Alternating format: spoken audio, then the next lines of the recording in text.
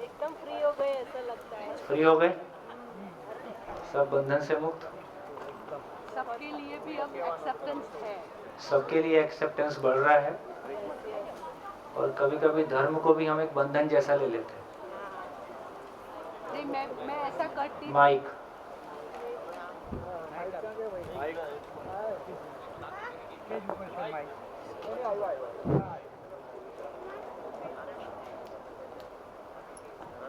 मैं एक्चुअली ऐसा करती थी कि कोई मोमेडियन है तो उसकी शॉप में से कुछ लेती नहीं थी। ऐसे वो जो दीवारें थी ना वो थी तो मैं नहीं लेती थी। मुझे अपने हिंदुत्व पे बहुत गर्व था। सही है। तो आज वो सब टूटा ना तो सबके लिए एक्सेप्टेंस है। तो मानवता पे गर्व किया जाए। हाँ, मतलब आप ऐसे कनेक्ट करें, मैं मानव हूँ, वो भी है, उसके लाइफ में मैं कुछ उपयोगी हूँ, उसी हिसाब से अब व्यवहार होगा। बस वही अभी मिला ना तो एकदम लाइट फील हो रहा है। सबके लिए एक्सेप्टेंस है, अभी कोई है नहीं। और जिसको पकड़ के रखा है धर्म धर्म, ये अभी गया सब।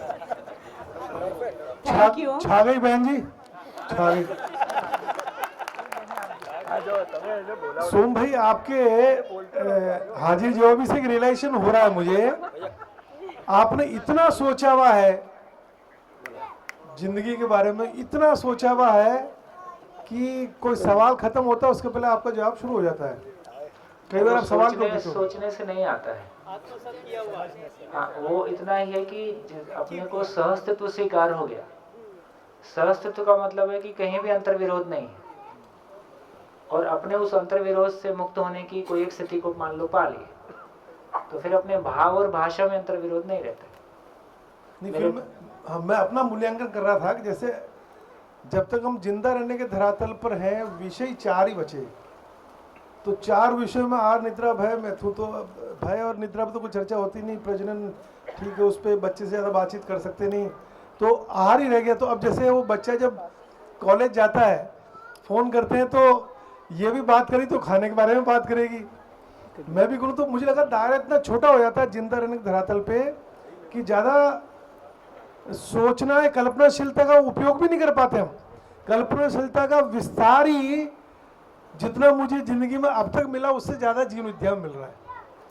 अब इतना कुछ सोचने को है, बहुत सोचने को है, बात करने को है। ठीक है। हाँ जी, धर्म और गुण अलग चीज है। माइक, धर्म और गुण अलग चीज। जी जी जी जी। धर्म और गुण अलग अलग है। इसको इस सेंस में कह रहे कि धर्म किसी इकाई के होने का स्वरूप है, वो इकाई अस्तित्व में कैसे है। तो जैसे पदार्थ कैसे है, तो बेसिकली सब एटॉमिक पार्टिकल मिलके एटम हो गए हैं, एटम मिलके मॉलिक्यूल हो गए। उसी तरह से जब मानव की बात कर रहे हैं तो शरीर बेसिकली भौतिक रासायनिक क्रियाकलाप का फलन है। और जिसको हम आत्मा, जीवन, अभी और विस्तार में जाएंगे, वो कोई अलग चीज है, वो माँ बाप से नहीं आ रहा है, उसका अस्तित्व सेपरेट है, वो एग्जिस्टेंस में है। कैसे हुआ है, कैसे बना है, उसकी चर्चा बाद में विस्तार से हो सकती है। तो किसी इकाई के होने का जो स्वरूप है वो उसके होने का धर्म है। वो धर्म की बात, धर्म मतलब होने का स्वरूप। अब जब गुण बोल रहे हैं तो गुण की परिभाषा है परस्परता में प्रभाव गुण है। परस्परता में, पर मीन्स दूसरा, तो दूसरे पे जो प्रभाव पड़ा इसका नाम गुण है। जैसे मान लीजिए मैं यहां बैठ के बोलता हूं, मेरा प्रभाव सभी पे एक जैसा पड़ता है? नहीं पड़ता है। तो जब भी प्रभाव की बात करेंगे तो प्रभाव में 2 इकाइयों की परस्परता है। जैसे कोई एक मेडिसिन का प्रभाव सभी पे एक जैसा पड़ता है? नहीं पड़ता है। तो मेडिसिन और वो शरीर के प्रभाव, शरीर की परस्परता में प्रभाव है। तो जब परस्परता में प्रभाव का नाम गुण है, तो गुण परस्परता में प्रभाव है। मैं एक इकाई हूं, मैं मानव रूपी इकाई हूं, मेरे होने का स्वरूप धर्म है, और इस इकाई का दूसरी इकाई पे जो प्रभाव है ये इसका गुण है। तो ये धर्म और गुण। किसी इकाई को पूरा समझते हैं जब विस्तार में जाएंगे तो उसके 4 आयाम हैं: रूप, गुण, स्वभाव, धर्म। रूप, गुण, स्वभाव और धर्म। धर्म उसके होने का स्वरूप है। स्वभाव उसके रहने का स्वरूप है, दूसरी इकाइयों के साथ उसका जीना कैसा होगा। और गुण जब वो व्यक्त होता है तो जो प्रभाव पड़ता है उसका आकलन है, और रूप सहित हर इकाई है ही। तो किसी इकाई को टोटलिटी में समझना होगा, संपूर्णता में समझना होगा, तो उसके 4 आयाम हैं। हर इकाई रूप गुण स्वभाव धर्म सहित है। उसमें से स्वभाव और धर्म स्थिर है, कभी नहीं बदलता है। स्वभाव और धर्म होने का स्वरूप और उसकी व्यवस्था में भागीदारी, उसका स्वयं में व्यवस्थित होना और व्यवस्था में भागीदारी का स्वरूप, उसका जो प्रयोजन है, पर्पस है, वो स्थिर है। रूप और गुण बदलता है, रूप और गुण परिवर्तनशील है, स्वभाव और धर्म शाश्वत होता है। धीरे से विस्तार में जाएंगे तो ऐसा निकलेगा। अभी पूरी साइंस को देखेंगे तो वो रूप और गुण का अध्ययन है। साइंस में हम स्वभाव धर्म की बात नहीं कर रहे, इसलिए कुछ भी स्थिर नहीं है, सब कुछ सापेक्ष है, इसलिए कोई चीज पकड़ में नहीं आ रही, मतलब आचरण के रूप में कुछ पकड़ में नहीं आ रहा, ऐसी बात। हाँ जी, वो भुज में एक सब्जी वाला है, वाणिया वार्ड में, मुस्लिम है वो।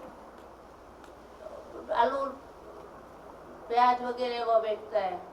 तो मैं जब भी वहाँ बाजार में जाती हूँ तो उसी के पास से लेना चाहती हूँ, क्योंकि उनका व्यवहार इतना अच्छा रहता है, सौम्य, और वो भाव ताल भी बहुत अच्छी तरह से करता, वैसे वीआईपी भाव में ही देता है, और वस्तु भी उसकी बहुत अच्छी होती है।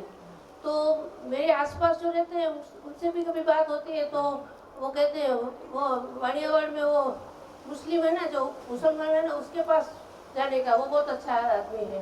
तो लगता है कि वो सच्चे अर्थ में धार्मिक है, उनकी धार्मिकता की ये पहचान है। ठीक है, तो इसका मतलब है कि कम से कम व्यवहार से लोगों ने उनको अच्छे के रूप में पहचाना है, तो ये हमारी क्लैरिटी बनेगी। तो मेरे को लगता है, देखो, हर व्यक्ति सुखी होना चाहता है, आज नहीं कल, और आज भी ऐसे बहुत सारे मुस्लिम भाई हैं जो इस प्रोसेस में, समझने के प्रोसेस में चल रहे हैं। तो धीरे से आप पाएंगे कि हो सकता है अगले 10 साल में वो समय आ जाएगा जब ये देश की सीमाओं को पार करके विस्तार रूप में सभी धर्म, सभी जाति, क्योंकि अल्टीमेटली इसमें तो कोई धर्म, अच्छा, जो कुछ बात हम धर्म के प्लेटफॉर्म से कह रहे थे, अध्यात्म के प्लेटफॉर्म से कह रहे थे, वो तो पूरी की पूरी बात हो गई। पूरी की पूरी बात हो जाए और बिना किसी धर्म चिन्ह प्रतीक के हो जाए, तो जिसमें कि फिर सबको चलना, यहीं मैं एक फोटो बीच में रख दूंगा तो फिर कुछ के लिए स्वीकार्य होगा, कुछ के लिए स्वीकार्य नहीं होगा। कोई महापुरुष धरती के सभी लोगों को एक समान स्वीकार हो जाएगा, इसकी संभावना कम है ना। कोई साधना पद्धति धरती के सभी लोगों को एक समान स्वीकार होगी, ये भी संभावना कम है। लेकिन एजुकेशन वो जगह है जहां धरती के सभी बच्चे आज भी बैठते ही हैं, और एजुकेशन से वो स्थिति को पा जाए जहां सही अर्थों में वो अपनी जिंदगी के, इसलिए शिक्षा और संस्कार में क्या फर्क है। शिक्षा का मतलब इंटेलेक्चुअल क्लैरिटी है, और संस्कार का मतलब उस इंटेलेक्चुअल क्लैरिटी को आचरण में ले जाना है, शिक्षा और दीक्षा। तो शिक्षा का मतलब है कि इंटेलेक्चुअल क्लैरिटी पूरी हो जाए और उसके साथ साथ उसका प्रोसेस शुरू हो जाए, और संस्कार का मतलब है कि वो उसके आचरण में ट्रांसलेट हो जाए। तो आचरण में ट्रांसलेट करने की जर्नी फिर मैन टू मैन वेरी करेगी, उसमें मैन टू मैन गति अलग है, लेकिन शिक्षा का काम सबके साथ एक समान हो सकता है। तो यदि हम साइंस को एजुकेशन में ले आए, जड़ संसार के नियम को एजुकेशन में ले आए, तो हम चैतन्य संसार के एजुकेशन को, के नियम को एजुकेशन में क्यों नहीं ला सकते। तो ये लाना संभव हो गया है, ये एक अद्भुत बात है, खुशी की बात ये है। तो जो कुछ भी हमारी परंपराओं ने मेहनत की है वो बहुत गजब की मेहनत हुई है। इस देश है, इस देश में पीढ़ी दर पीढ़ी एक ही परिवार के लोग सन्यासी हुए हैं, हजारों साल बीत गया, कोई तो चीज रही होगी जिसके लिए लोगों ने इतना दम लगाया होगा, या आखिर वो क्या चीज रही होगी कि हजारों हजार लोग उसको पाने के लिए घर बार सब छोड़ के लग गए होंगे। तो वो चीज तो कोई रही होगी, है ना। तो ठीक है, अब उस चीज में क्या आकर्षण था और उस चीज में क्या खूबसूरती है, यदि हम उसको अपने परिवार में रहते हुए और बाई एजुकेशन उसकी क्लैरिटी पा सकें और हर परिवार में उसको इवॉल्व कर सकें, तो इससे बढ़िया स्थिति और क्या होगी। बढ़िया, देखो, हम ठीक से समझेंगे तो हिंदुत्व ही मानवत्व है।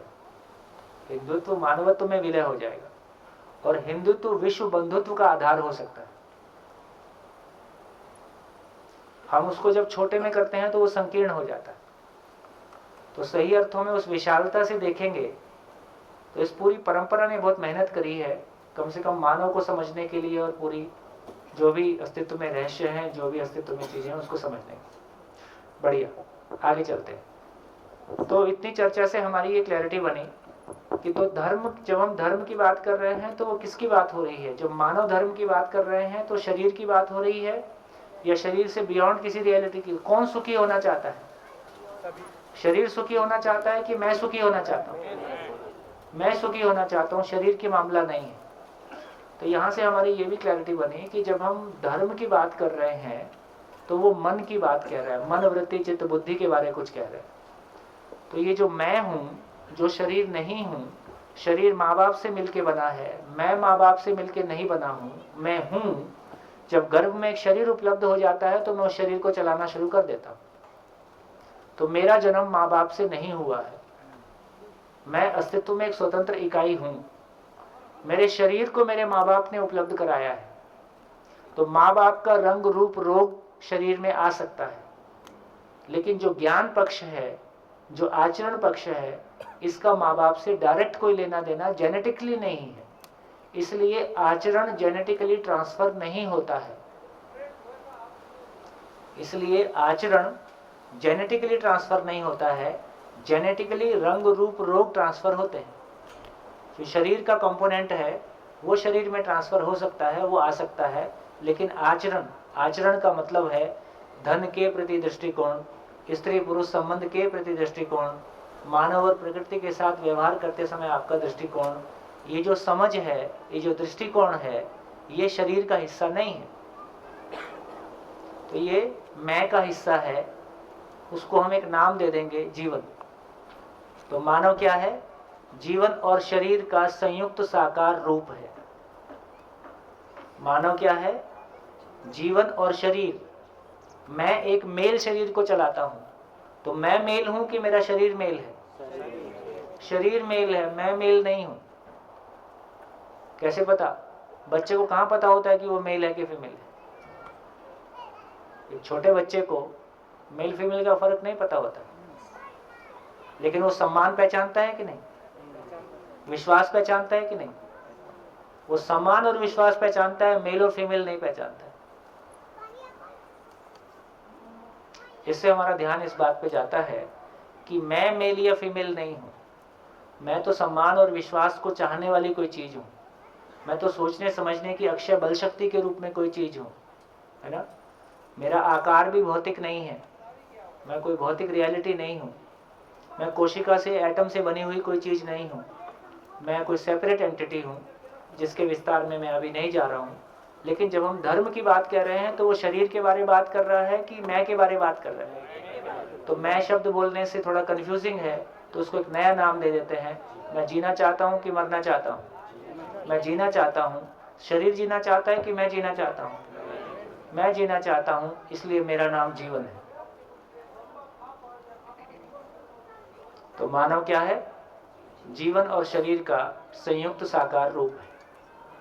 बढ़िया। तो धर्म के बारे में हमारी क्लैरिटी बनी कि जब धर्म की बात कर रहे हैं तो जीवन के बारे वो कुछ कह रहा है। निरंतर सुख की चाहना किसकी है? जीवन की। चलो बताओ, जाति क्या होता है? जाति क्या होती है? धर्म समझ में आ गया? धर्म किसी इकाई के होने का स्वरूप है। जाति क्या होता है? सर मेरा क्वेश्चन था, मुझे कुछ वर्ड्स में बहुत कंफ्यूजन अभी हो रहा है। जैसे कि आपने बोला ना कि कोई भी धर्म की कोई विधि हो, कुछ भी लिखा हो या हमें कुछ समझाया जाता है, तो उससे एक तौर पर, एक मतलब धरातल पर चित्त में कुछ सुधार आ सकता है।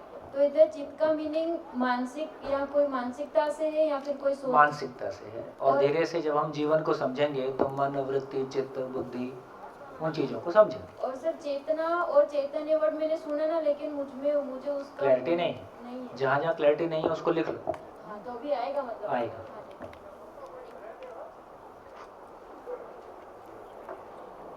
हाँ जी।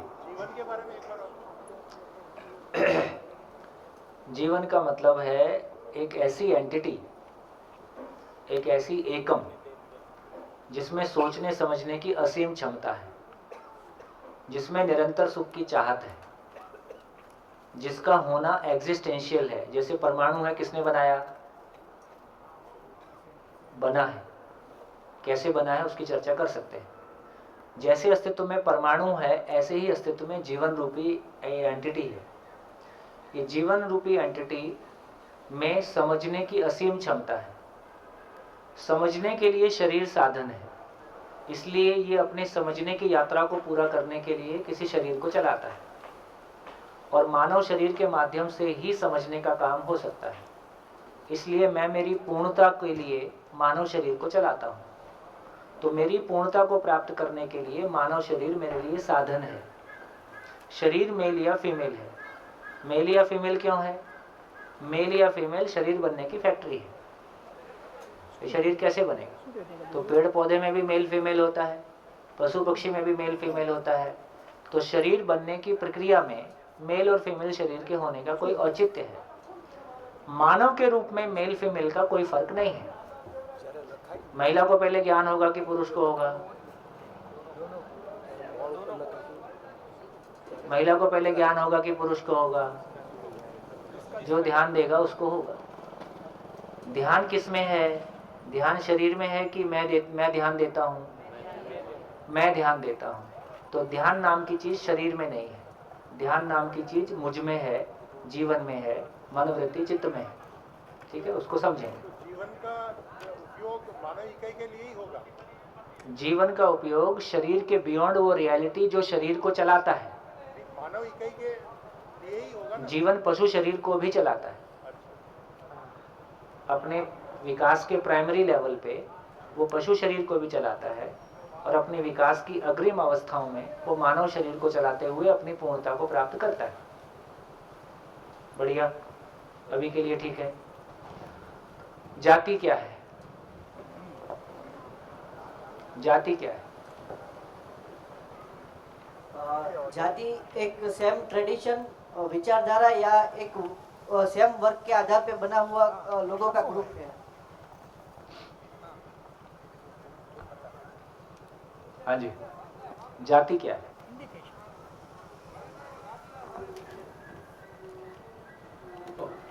कुछ कामों के आधार पे बंटवारा, आदमियों का बंटवारा। कुछ कामों के आधार पे बंटवारा। तेली, सुनार जी, पीछे और वो जो 10 लक्षण बोले थे वो धर्म के हैं, जाति के नहीं। अच्छा।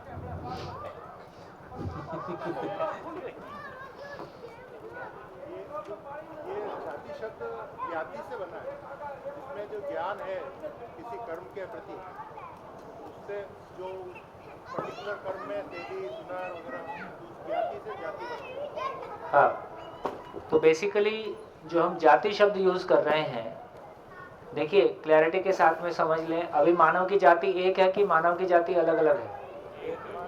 मानव धर्म एक है कि अलग अलग है? तो मानव की मूल चाहत एक है। मानव में सोचने समझने की क्षमता समान है। ठीक, यहां तक हो गया। मानव धर्म एक है, मानव लक्ष्य एक है। इतना काम पूरा हो गया। जाति पे हम चर्चा कर रहे हैं। अभी तो हम देखते हैं कि मानव जाति अलग अलग है। आओ देखो इनको पीछे, बहुत मेहनत कर रहे हैं। हाँ जी, कोई नहीं, आपका काम नहीं। तो हाँ बेटा, वैसे तो जाति में हम यही देखा है अभी तक कि मेल और फीमेल ऐसे सेक्स नहीं लिखा होता है, कुछ फॉर्म भरते हैं तो जाति। नहीं, जाति नहीं, जाति मेल फीमेल में कभी नहीं लिखा। ये आपका कंफ्यूजन है। जेंडर में जाति, जेंडर में मेल फीमेल लिखते हैं। जाति अलग चीज हो गई। जाति मतलब कास्ट। कास्ट मेल फीमेल नहीं होती। हाँ जी, तो जाति क्या चीज है? तो जाति को मैं ऐसा समझ सकता हूँ कि भाई मतलब ये मनुष्य है पूरा, मतलब उसमें तो अभी कोई जाति तो डिफाइन नहीं कर सकते। तो पशु सृष्टि है, मनुष्य है, फिर ये अणु परमाणु की दृष्टि से हमने जो 4 मतलब वो आयाम बात कर रहे थे, तो वो अलग अलग जाति हो गई। मतलब एक वनस्पति सृष्टि, एक प्राणी सृष्टि, नहीं एक मनुष्य। नहीं, वो 4 अवस्थाएं हैं। 4 अवस्थाओं का अपना अपना धर्म है। जैसे हाँ जी, पहले वही कहना चाहता था कि एक होती है कार्य से, मतलब सुनार, चमार, लोहार, सीए, इंजीनियर, एक जाति वो है। और जाति अपभ्रंश से है ज्ञाति, ज्ञ से ज्ञाति का जाति हुआ, ऐसा मेरी समझन है। और उसकी वजह से ज्ञाति जो है वो जो धर्म की ज्ञाति जो जिस तरह से वो कुछ भी वो 5 लक्षण के लिए क्रिया कर्म करता है, जो भी कांड करता है, कुंडलिनी वाला या पूजा पाठ वाला, जप तप वाला वगैरह वगैरह, उससे जो वो लक्ष्य प्राप्त करने का जो है वो नहीं जाति बन जाती है। उधर नहीं है। हाँ जी, एक जन कोई और बोल दो, वह पीछे माइक दे दो जी। जो इकाई का धर्म एक हो, वो सब इकाई एक जाति की है? नहीं, ऐसा नहीं। हाँ जी, शरीर समूह का एक नाम है जी, पीछे माइक दे दीजिए। देखिए, ना अपना धर्म पता है ना अपनी जाति पता है, उसके बाद भी शरीर के स्तर पर जन्म से जिससे दूसरे से जुड़ा हुआ महसूस करें, तो वो जाति। बहुत बढ़िया। चलिए तो आगे बढ़ते हैं। तो ये बहुत अच्छा इन्होंने कह दिया। जब धर्म की बात कर रहे हैं तो वो जीवन की मौलिकता को व्यक्त करता है। धर्म में जीवन की मौलिकता व्यक्त होती है, जाति में शरीर की मौलिकता व्यक्त होती है। जाति शरीर को इंगित करता है कि शरीर किस परंपरा से आ रहा है, तो जाति शरीर के बारे कुछ कहता है। अब ये सवाल खड़ा होता है कि मानव जाति एक है कि अलग अलग है? धर्म जीवन की मौलिकता है, जाति शरीर की मौलिकता है। मौलिकता का मतलब है कि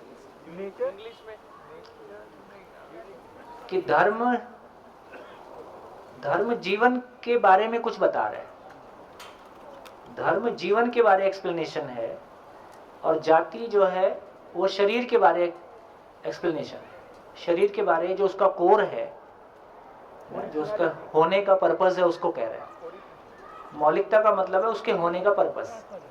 तो जीवन के होने के पर्पस के बारे धर्म बोलता है, शरीर के होने के पर्पस के बारे जाति बोलता है। तो अभी हमने किसी वर्ग विशेष को किसी कार्य के हिसाब से उनके पर्पस को पहचान लिया, इसलिए जातियां अलग अलग हो गई। लेकिन यदि हम ये जिंदा रहने के धरातल पर ऐसा हो गया, जिंदा रहने के धरातल पर हमने व्यवसाय को सब कुछ माना, पैसे को सब कुछ माना, और व्यवसाय के आधार पर लोगों को कैटेगराइज कर लिया, और इस आधार पर जातियां अलग अलग हो गईं, और मानव में भेदभाव का एक और नया एजेंडा तैयार हो गया।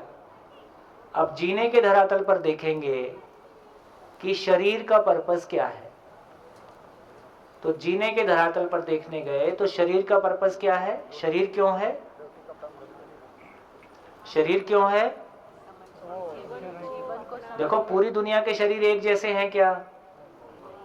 पिछले शिविर में सुरेश जी या कोई मेरे को बता रहे थे कि अफ्रीका में कोई जाति है जो 100 मीटर का रेस है, वो उसी में वही लोग फर्स्ट आते हैं। माइक प्रहलाद भैया बता रहे। तो इसका मतलब है कि हमारे शरीर तो एक जैसे नहीं है। नेपाली अलग दिखता है, मध्य भारत के लोग अलग दिखते हैं, अफगानी लोग अलग दिखते हैं, यूरोप के लोग अलग दिखते हैं, चाइनीज अलग दिखते हैं। और ये अलग अलग शरीर दिखते ही नहीं है, इनकी क्षमताएं भी अलग अलग हैं। किसी जलवायु विशेष के शरीर अलग प्रकार के हैं, उनकी ताकत भी अलग है। तो यदि शरीरों को देखने जाएंगे तो शरीर एक जैसे हैं कि अलग अलग हैं? अलग अलग हैं। फिर मानव की जाति एक होगी कि अलग अलग होगी? अलग अलग होगी। और झंझट और छत एक है कि अलग अलग है? एक है। हमारी छत एक है, बाकी सब अलग अलग। तो इसका मतलब है कि समझने में गैप हो गया। तो हमको ये समझना होगा कि शरीर का पर्पस क्या है। शरीर का पर्पस क्या है? शरीर क्यों है? वो एक व्हीकल है। व्हीकल है किसके लिए? मेरे लिए, जीवन के लिए। जीवन के लिए शरीर व्हीकल है। और क्या चीज के लिए व्हीकल है?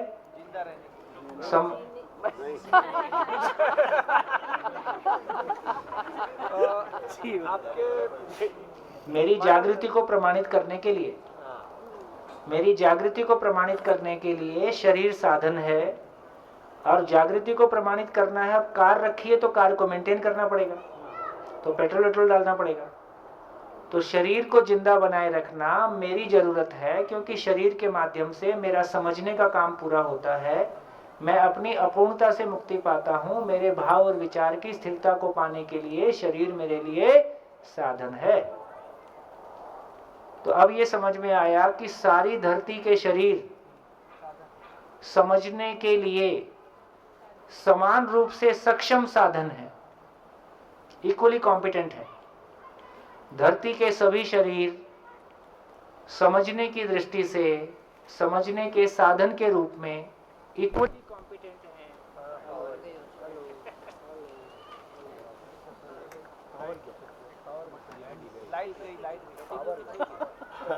पुरस्कार वो उसको शरीर के रूप में मिलता है, तो फिर गर्भ संस्कार वो सब है, उसका क्या मतलब?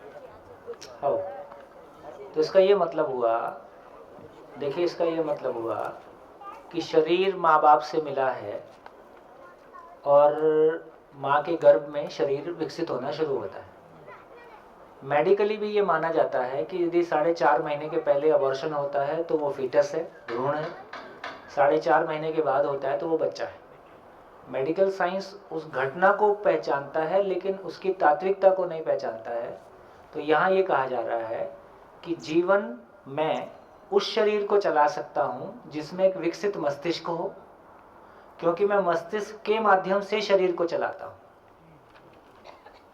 उसको कैसे चलाता हूँ उसको चर्चा करेंगे। तो इसका मतलब ये हुआ कि 4.5 महीने तक वो भ्रूण है। जैसे ही मस्तिष्क विकसित होता है, और मस्तिष्क का मतलब है कि जो मैं सोचता हूँ उसका प्रसारण ब्रेन के थ्रू शरीर पे कर्मेंद्रियों ज्ञानेंद्रियों से कर सकता हूँ। तो जैसे ही शरीर 4.5 महीने का होता है, कोई जीवन उस गर्भ में उस भ्रूण को स्वीकार करता है, इसका नाम बच्चा है।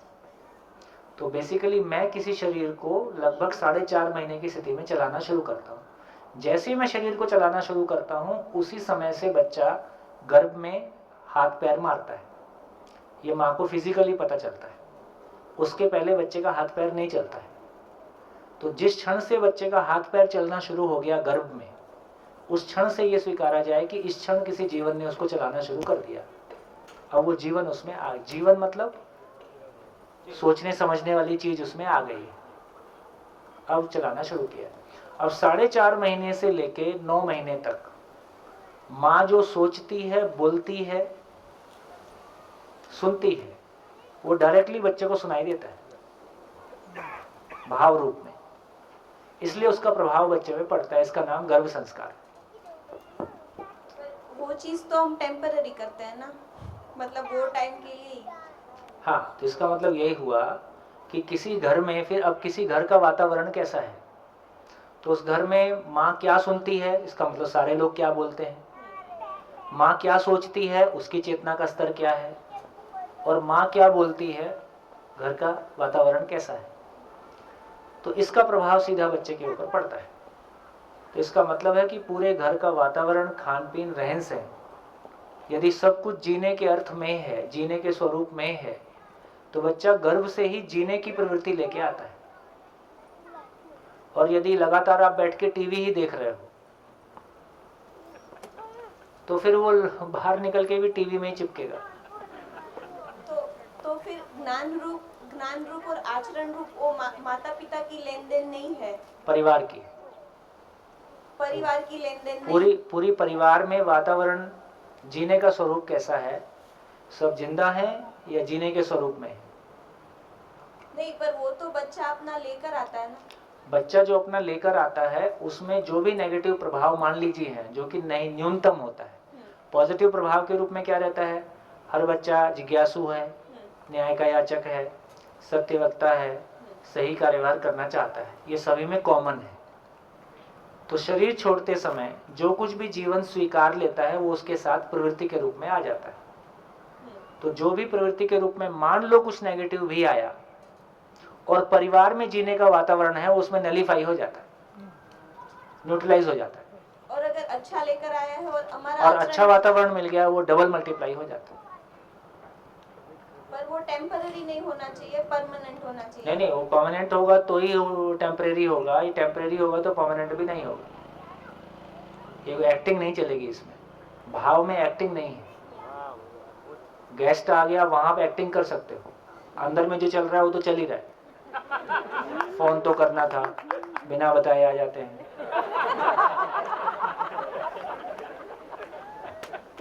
भैया एक छोटा सा किस्सा था यहाँ जो उन्होंने बात की कैसे वो किस लेवल पे इम्पैक्ट करता है, कि छोटा सा किस्सा है। जापान के अंदर एक इंडियन लड़का जाता है, रियल है, वो अपने दोस्त के साथ रात को 11 बजे गाड़ी में ट्रेवल कर रहा होता है और रेड लाइट आती है, तो जापानी बंदा गाड़ी को रोकता है। तो बोलता है भाई गाड़ी काहे रोके हो, कोई देख तो है ही नहीं रहा है, पुलिस वाले भी नहीं है और भीड़ भी नहीं है, चलो निकल लो।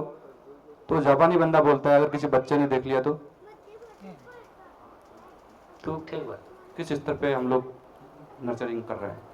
ठीक बात। चलिए हो गया, आगे चले। शरीर की मौलिकता को इंगित करती है जाति। हाँ, वापस वहीं लौटते हैं। इसमें मैं को परिभाषित करेंगे, मैं शरीर के बाद जो भी हम कहा करेंगे बात। नहीं,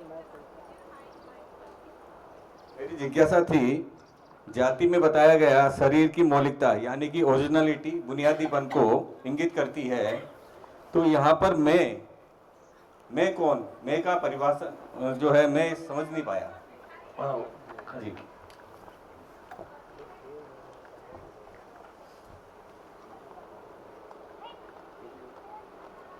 पहले जाति से निपट लें, फिर मैं की ओर फिर चलेंगे। हाँ जी, तो जाति के बारे में हम ये चर्चा कर रहे थे कि जाति बेसिकली शरीर की मौलिकता को व्यक्त करता है, शरीर के बारे कुछ कह रहा है। तो हम यहाँ तक पहुँचे थे कि धरती के सभी शरीर समझने के लिए, जीवन जागृति के लिए कॉम्पिटेंट बॉडी है। इस रूप में धरती के सभी शरीर समान है, इसलिए मानव जाति एक है। ये बात पहुंची। मानव जाति एक कैसे है? सक्षम इकाई है, समान रूप से सक्षम है। धरती के सभी शरीर समझने के लिए समान रूप से सक्षम साधन है, कॉम्पिटेंट साधन है। अब गोरा पहले समझेगा कि काला, सब साथ, अमेरिकन पहले समझेगा कि इंडियन, है ना। तो इसका मतलब है कि ना इसमें कोई धर्म काम करता, ना जाति काम करती। जो ध्यान देगा वो समझेगा, जिसमें जैसी पात्रता है वैसा समझेगा। तो इस रूप में ये कहा गया कि मानव जाति एक। तो कहाँ पहुंच गए?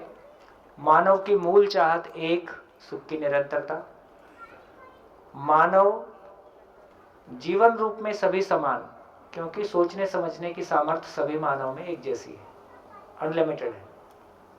इस रूप में सभी समान। मानव का धर्म एक, मानव की जाति एक। ठीक। मानव की मूल चाहत एक, मानव की क्षमता समान, मूल क्षमता समान। यहां तक हम पहुंच गए। मानव जाति एक। अब यदि जाति के आधार पे आप डिफरेंशिएट कर पाते, आपके भीतर अलग अलग भाव आते हैं, तो इसका मतलब है कि आपको अभी मानव समझ में नहीं आया। यदि धर्म के आधार पर आप किसी व्यक्ति विशेष को डिस्टिंग्विश करते हैं, तो इसका मतलब है कोई व्यक्ति विशेष किसी भी जाति में अच्छा या बुरा हो सकता है। कोई जाति विशेष अच्छी या बुरी नहीं होती है। ठीक। फिर भी डोमिनेंटली कोई किसी तरह की पृष्ठभूमि हम सभी धर्म और जातियों के साथ कुछ बना हुआ है। लेकिन फाइनली ये भी हमको स्वीकार है कि हर व्यक्ति सुख की निरंतरता चाहता है, इसलिए वो समझना ही चाहता है, और आज नहीं कल वो भी समझेगा ही, वो भी पहले से बेहतर होगा ही। हम सभी पहले से बेहतर हो ही रहे हैं। तो इस क्रम में मानवता को स्वीकार करना, मानव को स्वीकार करना, तो अब अपने में मुझको क्लियरली दिखाई देगा कि कब मेरा भाव कहाँ कैसा हुआ और मेरी स्थिति कैसी है। तो मेरे भाव और विचार का मैं लगातार साक्षी रहता हूँ, ऑब्जर्वेशन मोड में रहता हूँ, तो मुझको अपनी स्थिति का पता चलता है कि मेरी स्थिति क्या है, मेरा लोकेशन क्या है, मेरा डेस्टिनेशन क्या है। तो मेरा डेस्टिनेशन पूर्णता है और लोकेशन मेरी कहाँ है, वो मैं लगातार अपने आप को ऑब्जर्व करता हूँ, तो मुझको सही समझ में आता है और मैं अपनी यात्रा को पूरा करता हूँ। बढ़िया। तो धर्म की बात पूरी हो गई, जाति की बात पूरी हो गई। अब बताओ क्या करना है। मैं की बात थोड़ी सी और कर लें। चलो मैं की बात करते हैं। मैं की बात को यहां से शुरू कर सकते हैं। चलो शरीर और मैं, अपनी कॉपी में 2 कॉलम बनाइए।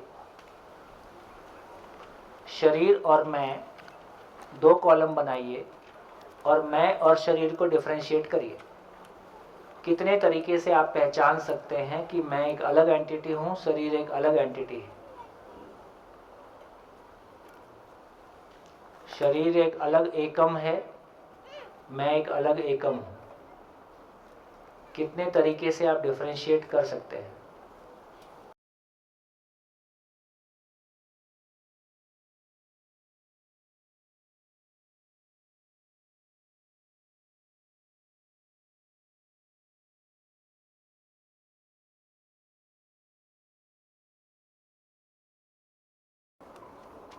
देखिए जितने एक्सरसाइज मैं आपसे कराता हूं, इतने आप एक्सरसाइज किसी भी क्लासरूम में बच्चों से करा सकते हैं।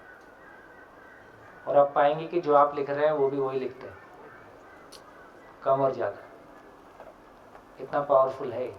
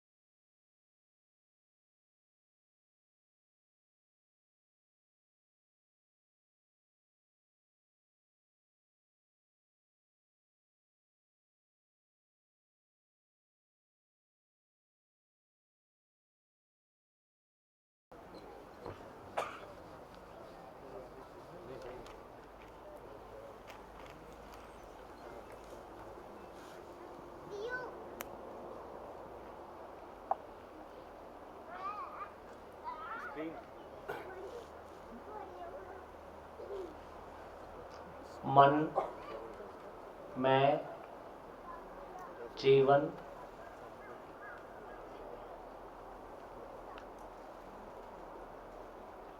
बोलिए। शरीर फिजिकल है और ये भौतिक है। भौतिक, ये नॉन फिजिकल अभौतिक। चलो इसमें भाव है, कुछ तो लिख दे। हाँ। शरीर को पता नहीं कि मैं हूँ, मतलब उसको अपने अस्तित्व का भान नहीं कि। चलो शरीर, शरीर, शरीर दृष्टा नहीं है, कर्ता नहीं है, भोक्ता नहीं है। मैं दृष्टा हूँ, मैं करता हूँ, मैं ही भोगता हूँ। शरीर नष्ट होता है, ये सिद्ध है। शरीर नश्वर है। इधर की सारी क्रिया निरंतर है, सारी चाहना निरंतर है। इससे निष्कर्ष आता है कि ये वास्तविकता भी निरंतर है। इसी को अमरता कहा है। शरीर साधन है और ये साधन है, ये साधन है।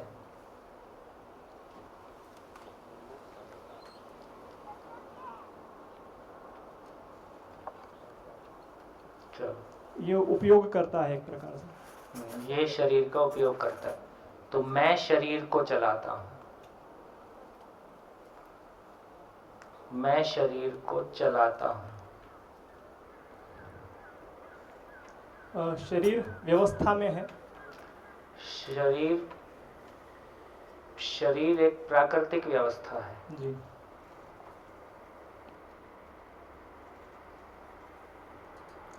मैं समझ पूर्वक व्यवस्थित होता हूँ,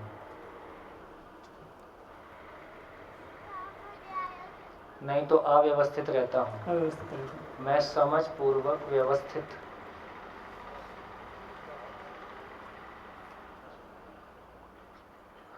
हाँ, जो शरीर है वह फिजिकल चीज़ों से प्रभावित होता है, जैसे किसी ने पत्थर मार दिया या ऐसा कुछ है। शरीर भौतिक है, भौतिक रासायनिक है, इसलिए भौतिक रासायनिक से प्रभावित होता है।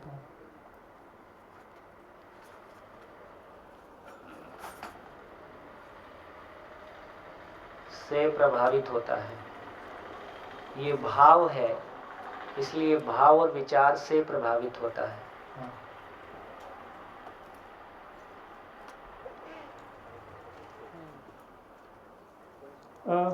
ये बदलता है, शरीर बदलता है, जैसे बचपन, जवानी, बुढ़ापा। अच्छा, ये निरंतर रहता है। मैं फिर नहीं, यदि ऐसे देखेंगे तो शरीर की अलग अलग अवस्थाएं हैं। अवस्थाएं, ट्रू, अवस्थाएं हैं। इसमें भी अलग अलग अवस्थाएं हैं। उसको दो भाग में कहा, या तो वो जीव चेतना में है या वो मानव चेतना में है। इसमें भी चेतना की अवस्थाएं हैं। अभी आप समझाएंगे ना डिटेल में? जो शरीर है उसकी पहचान मामा, भांजा, काका, फूफा, ताया, माया, व्हाटएवर इट इज, इससे होती है। और मैं को समझ से समझा जा सकता है, मतलब उसके अलग अलग नाम हैं। पहचान देखो, ये भी समझना पड़ेगा कि वाकई में नाम किसका है। नाम शरीर का है कि नाम जीवन का है? जैसे मेरे को बोलते हो सोम, तो मैं हाँ बोलता हूँ। तो सोम किसको ना, सोम को बोलने से हाँ कौन बोलता है? हाँ जीवन बोलता है, पहचाना शरीर हाँ जाता तो है ना, तो हाँ तो मैं ही बोलता हूँ। ठीक है जी। तो सोम, जिसको सोम नाम है, इसको पहचानने वाला मैं हूँ। हाँ, रिस्पॉन्ड करने वाला मैं हूँ। बिल्कुल। और रिस्पॉन्ड करने का माध्यम शरीर है, और पहचानने का माध्यम भी शरीर है। मैं को पहचानने का माध्यम शरीर भी है, और डायरेक्टली भी पहचाना जाता है समझ से। शरीर नहीं है तो भी मैं पहचान में आ सकता है, अलग स्थिति है। मैं है ही है। हाँ, मैं है, शरीर है चाहे नहीं है। हाँ, पर उसको उस स्थिति में पहचानना अभी हमारे लिए संभव नहीं है, और वो है इसलिए पहचाना जा सकता है। हाँ, ये तो पहचाना जा सकता है। बढ़िया। और फिर शरीर मशीन है और ये मशीन नहीं है, तो शायद भौतिक में आ गया। ओके। फिर शरीर प्रूव्ड है, सब मानते हैं, सब एक जैसा मानते हैं हाँ शरीर है, बट ये मैं का प्रूव नहीं, उनको लगता है ये शरीर ही है और वही है, मतलब हाँ वो अज्ञानता है। अज्ञानता, हाँ वो कोई नेचुरल डिफरेंस नहीं। जी। शरीर स्थूल है और ये सूक्ष्म है, ये तो फिर फिजिकल में आ गया। फिर ये स्थूल है, ये सूक्ष्म है। फिर शरीर की पहचान और उसके बारे में इंद्रियों से जाना जा सकता है, पहचाना जा सकता है। हाँ, शरीर को इंद्रियों जैसे से शरीर है, ये पहचानने वाला कौन है? मैं। शरीर बीमार है या स्वस्थ है, ये पहचानने वाला कौन है? मैं। शरीर मेल है कि फीमेल है, ये पहचानने वाला कौन है? मैं। शरीर से सारे सुखों को भोगने वाला कौन है? मैं। जैसे हमने चाय पिया तो मुझको क्या मिला और शरीर को क्या मिला? शरीर को जिंदा रहने का कुछ सामान मिला और मुझे भ्रांति मिली कि मुझे सुख मिला। हाँ, मुझे क्षणिक सुख मिला। क्षणिक सुख मिला। ठीक है, तो शरीर के माध्यम से सुख भोगने वाला मैं ही हूँ। मैं ही हूँ। शरीर कोई सुख नहीं भोगता है, शरीर कुछ चाहता नहीं है, शरीर कुछ बोलता नहीं है, शरीर दुखी नहीं होता है, शरीर सुखी नहीं होता है। और दर्द कहाँ होता है? शरीर में दर्द होता है, मैं को पता चलता है। शरीर में दर्द होता है कि शरीर में अव्यवस्था होती है? शरीर में अवस्था होती है। शरीर में अव्यवस्था होती है, दर्द को महसूस करने वाला मैं ही हूँ। बरोबर। ये भी ठीक है। हाँ, ये भी। शरीर में कोई दर्द नहीं होता है, शरीर में अव्यवस्था होती है। शरीर में अव्यवस्था होती है, और उसको उसको दर्द महसूस करने वाला मैं ही हूँ। नहीं, ठीक, तो इस तरह से तो मेल फीमेल कौन है? शरीर। बच्चा बूढ़ा जवान कौन है? शरीर। मरता जन्मता कौन है? शरीर। मैं ना जन्मता हूँ ना मरता हूँ, इसमें अभी डाउट, ना मतलब बच्चा बूढ़ा जवान हूँ। मतलब मैं जन्म नहीं, ये थोड़ा सा अभी क्वेश्चन मार्क है, कोई क्योंकि बात चेतना का वो लेवल नहीं आया है अभी। कोई बात, सुन तो सकते ही हैं। जी नहीं, क्योंकि सुनते आ रहे हैं, जानना चाहते हैं। हाँ नहीं ठीक है ना, मतलब अभी के लिए क्योंकि हम डिफरेंशिएट कर रहे हैं तो कुछ चीज़ें सामने आ जाए, फिर उस पर और विस्तार से बात करेंगे। तो ये क्लैरिटी हमारी बनी। तो मैं ना गोरा हूँ ना मैं काला हूँ, ना मैं स्त्री हूँ ना मैं पुरुष हूँ, ठीक, ना मैं बच्चा हूँ ना बूढ़ा हूँ ना जवान हूँ, ना मामा हूँ ना मैं भांजा हूँ, ठीक है। मैं एक मानव हूँ, मैं जीवन हूँ, और एक मनस्थिति के जीवन के साथ क्या हो सकता है? जीवन के साथ 2-3 स्थितियाँ ही हैं, भ्रमित हो सकता है, जागृत हो सकता है, हाँ। सशरीर हो सकता है, बिना शरीर हो सकता है, सुखी हो सकता है, दुखी हो सकता है, इसके अलावा इसका कुछ नहीं हो सकता। हाँ। इसके अलावा और कोई स्थिति ही नहीं है, इतना साफ सुथरा सा। मैं शरीर के साथ हो सकता हूँ, शरीर के बिना हो सकता हूँ, मैं जागृत हो सकता हूँ, मैं भ्रमित हो सकता हूँ, और मैं जागृत और भ्रमित हो सकता है, दो है तो दो ही। जागृत हो तो सुखी होता हूँ, भ्रमित हो तो दुखी होता हूँ, हाँ। इतनी ही कहानी है। और बोलो। फिर शरीर में इंद्रियां होती है और मैं में कोई इंद्रियां नहीं है। हाँ, मैं में शरीर में इंद्रियां हैं, मैं में मन वृत्ति चित्त बुद्धि है। मन वृत्ति चित्त बुद्धि मिला के, ये जब आगे बात करेंगे तो जीवन में 10 क्रिया होती है, उसकी बात करेंगे। फिर और विस्तार में जाएंगे तो जीवन में 122 आचरण होता है, उसकी बात भी कर सकते हैं। तो पता, तो जीवन में जीवन क्रिया होती है, जीवन में भी 5 बल और 5 शक्ति होती है, मनोबल, वृत्ति बल, चित्त बल, बुद्धि बल, आत्मबल, और 5 शक्ति, आशा की शक्ति, विचार शक्ति, इच्छा शक्ति, संकल्प शक्ति और प्रमाणिकता की शक्ति। तो शरीर में 5 कर्मेंद्रियां, 5 ज्ञानेंद्रियां होती हैं, जीवन में 5 बल और 5 शक्तियां होती हैं। इसको डिटेल में करेंगे। ठीक है। फिर शरीर की ग्रोथ दिखाई देती है। शरीर की ग्रोथ दिखाई देती है, और जीवन की ग्रोथ उससे ज्यादा दिखाई देती है।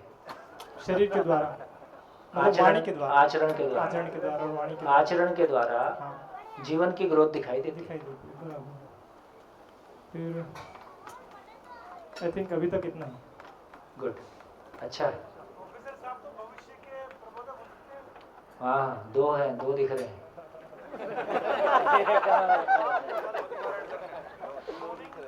है? हाँ हाँ, बिल्कुल बिल्कुल पूरा। हाँ जी, माइक दीजिए। माइक इधर, हाथ उठाओगे तब ना पता चलेगा। खड़े भी हो जाइए साथ में। भाई। हाँ जी। हाँ, तो मैं तो नहीं हूँ, मैं शरीर से है? मतलब जो मैं है तो वो शरीर से भिन्न है। हाँ, मैं शरीर से भिन्न हूँ। मैं शरीर से भिन्न हूँ, मैं शरीर में दृष्टा हूँ।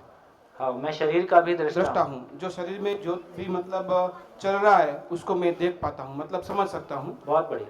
तो फिर शरीर से मैं जुड़ा हूँ, शरीर को दुख होता है तो फिर मुझे दुख क्यों होता है? क्योंकि मैं शरीर को मैंने स्वीकारा हुआ है। जैसे अभी आप सबकी गाड़ियां बाहर खड़ी हैं, सबको आग लगा दें, आपको कोई दिक्कत है? जब तक पता नहीं चला, जब तक पता नहीं चले आपको कोई दिक्कत नहीं, और पता चलने के बाद सबको दिक्कत समान होने वाली है? नहीं, किसको ज्यादा होगी? जिसकी नहीं होगी। ऐसा नहीं है, जिसको मोह ज्यादा होगा। मैं ऐसी पत्नियों से मिलता हूँ जो रो रो के ये बताती हैं कि हमारे पति के लिए हमसे ज्यादा महत्वपूर्ण गाड़ी है, हमको खरोंच लग जाए चलेगा, गाड़ी को खरोंच नहीं लगना चाहिए। और वो इसी भाव के साथ जीते हैं इस भाव को। ऐसे भी लोग देखने में आते हैं। तो इससे ये समझ में आया कि जिसका जितना ज्यादा मोह है, ना नई से मतलब है ना महंगी से मतलब है, आपका मोह कितना है उस पर डिपेंड करता है कि आप कितने परेशान हो गए। तो उसी तरह से मैं शरीर से जुड़ा हुआ हूँ। कोई समय ऐसे भी आता है मैं शरीर को खुद ही पंखे पे लटका देता हूँ। ठीक, आवश्यकता पड़ने से मैं शरीर को किसी भी खतरे में डाल देता हूँ, आवश्यकता पड़ने से मैं संथारा करता हूँ, है ना। संथारा क्या है? खाना पीना छोड़ देना। ऐसे कुछ नहीं समझोगे। संथारा का मतलब है मैं नहीं मरता, शरीर मरता है, इसके दृष्टा होने का नाम संथारा है। मैं ठीक बोल रहा हूँ, है ना। क्या अद्भुत प्रयोग किए हैं, क्या हाइट है परंपरा की। मरते समय भी शरीर का सदुपयोग कर लेना। शरीर साधन है मेरी जागृति के लिए, शरीर साधन है मेरी जागृति के लिए, और शरीर मरण धर्मा है। मैं अमर हूं, मैं नहीं मरता हूं। मैं इस घटना को अपने शरीर के साथ ही देखता हूं। मैं निर्णय पूर्वक खाना खाना बंद कर देता हूं। एक पॉइंट पे शरीर मर जाता है, मैं शरीर को मरते हुए देख सकता हूं। मैं देख रहा हूं शरीर मर गया, मैं हूं, ये अमरता को पा गया। तो शरीर के मरने में भी अपना लाभ उठा लिया, इससे बड़ा साहस और क्या कहा जा सकता। क्या हिम्मत की है परंपरा, क्या दम लगाया है, इसको कैसे सम्मान ना करें। हम तो अपने मन का खाना नहीं मिले तो हमको बेचैनी होती। क्या संकल्प बल होगा आदमी का। ये सब बोलना आसान है, जब भूख से मरता है तो उसको सहन करना आसान नहीं है। और कई लोग उस प्रयोग के बीच में से भी छोड़ के भागते होंगे। आसान नहीं है उस प्रयोग में टिक पाना, मतलब वो कितनी तैयारी चाहिए उसके लिए, मैं ये कहना चाहता हूँ। कितना अभ्यास उसके लिए चाहिए। तो जब ये सारी चीजों को देखते हैं तो मैं मेरे स्वरूप को पहचानने के लिए, मेरी खुद को पाने के लिए, खुद की पूर्णता के लिए, अपने अधूरेपन से मुक्ति के लिए क्या प्रयास आदमी ने नहीं किया। जब इन सारी चीजों को देखते हैं तो पता चलता है अभी हम जो कर रहे हैं तो बहुत हंसते खेलते होने वाला काम है। और धीरे धीरे, जैसे डायरेक्टली छत पे चढ़ना हो तो कितने लोग चढ़ेंगे, सीढ़ियां ना हो तो मुश्किल काम, कुछ ही दुस्साहसी लोग मिलेंगे। लेकिन सीढ़ियां हो तो कितने लोग चढ़ सकते हैं, सभी चढ़ सकते हैं। तो ये सीढ़ियों जैसा काम करेगा। सभी जिंदगी को पाना चाहते हैं, सभी चढ़ सकते हैं। और यदि गर्भकाल से ही, है ना, गर्भकाल से ही और पूरे घर के वातावरण से लेके विद्यालय का वातावरण और विद्यालय का पूरा कंटेंट, एजुकेशन का पूरा कंटेंट जीने की रोशनी में हो जाएगा तो हर क्षण जीने की खुशबू हर आयाम से आएगी, हर कोण से आएगी, हर दिशा से आएगी। तो धीरे धीरे हम उसमें डूब जाएंगे। हाँ जी।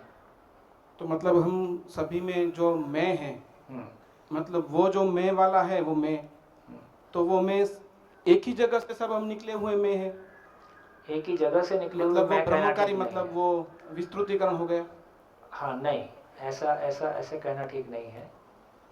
तो ऐसा करते हैं, अभी के स्तर पे इतना मान के चलें, इतना समझ के चलें, इतना समझ सकते हैं कि जैसे लोहे के कितने परमाणु अस्तित्व में होंगे, गिन नहीं सकते। उसी तरह से कितने जीवन होंगे, हम गिन नहीं सकते। अब जीवन कहाँ से आया, इसको थोड़ा सा भी होल्ड पे रखते हैं, समय आने से बात करेंगे। ठीक हो गया। तो मतलब अभी मैंने मेरे शरीर का मतलब साधन समझ के इस्तेमाल किया, तो मेरा दृष्टिकोण ये है कि ये तो मेरा साधन है, अगर वो सड़ जाए या मर जाए तो उससे मुझे कुछ फर्क पड़ने वाला नहीं है। साधन नहीं रहेगा, बस इतना फर्क पड़ेगा। तो ये जो मतलब भाव है, ये जो दृष्टिकोण है कि हमारे शरीर के प्रति जो देखने का मतलब, हाँ, कि उससे मुझे कुछ, उसको भले सड़ जाने दो, मुझे उसकी कोई फिक्र नहीं। सड़ जाने दो भाई, मेरी गाड़ी है, मेरे को आने जाने के लिए उसकी जरूरत है, मुझको लक्ष्य तक पहुंचने के लिए उसकी जरूरत है। देखिए तो मतलब अभी आपने जो अभी बताया कि मतलब वो शरीर मैं हूँ, तो वो उसको चाहे कितने भी कष्ट झेलने पड़े तो वो मैं आसानी से देखते देखते मुझे कुछ फर्क नहीं पड़ता है, उसको भले कष्ट होने दो। मतलब मैंने ऐसा नहीं कहा है, मतलब मैं ऐसा आपका इंटरप्रिटेशन ऐसा है, वो ऐसा सोचना उचित नहीं है। तो मैं ये कह रहा हूँ कि जिंदा रहने के धरातल पर मैं शरीर के लिए हूँ कि शरीर मेरे लिए है। जिंदा रहने के धरातल पर मैं शरीर के लिए हूँ। जीवन की सारी ताकत शरीर को पोषण करने में, शरीर को बढ़ाने में, शरीर को आराम देने में, शरीर को बढ़ाने में। तो ये उल्टा काम हो गया। मैं शरीर के लिए था कि शरीर मेरे लिए था? शरीर मेरे लिए है, इसलिए जिंदा रहने के धरातल पर हमारे सारे काम उल्टे हैं। कैसे? घर मेरे लिए कि मैं घर के लिए? अभी जिंदगी भर मेहनत करके क्या किया? घर बनाया। तो मैं घर के लिए, मैं ये नहीं कह रहा हूँ कि घर नहीं बनाना है ना, लेकिन मैं घर के लिए कि घर मेरे लिए? गाड़ी मेरे लिए कि मैं गाड़ी के लिए? कपड़े मेरे लिए कि मैं कपड़ों के लिए? जॉब मेरे लिए कि मैं जॉब के लिए? जब इन सारी चीज़ों को देखेंगे, शरीर मेरे लिए कि मैं शरीर के लिए, तो एक बार ये क्लैरिटी बनती है कि शरीर मेरे लिए साधन है। तो मैं जितना शरीर का ख्याल अभी रखता हूँ, इससे ज़्यादा रखूँगा कि कम रखूँगा? जीवन मेरी जागृति के लिए साधन है, और ये एकमात्र साधन है, इसका कोई विकल्प नहीं है। यदि ये क्लैरिटी होगी तो मैं शरीर का ध्यान रखूँगा कि नहीं रखूँगा?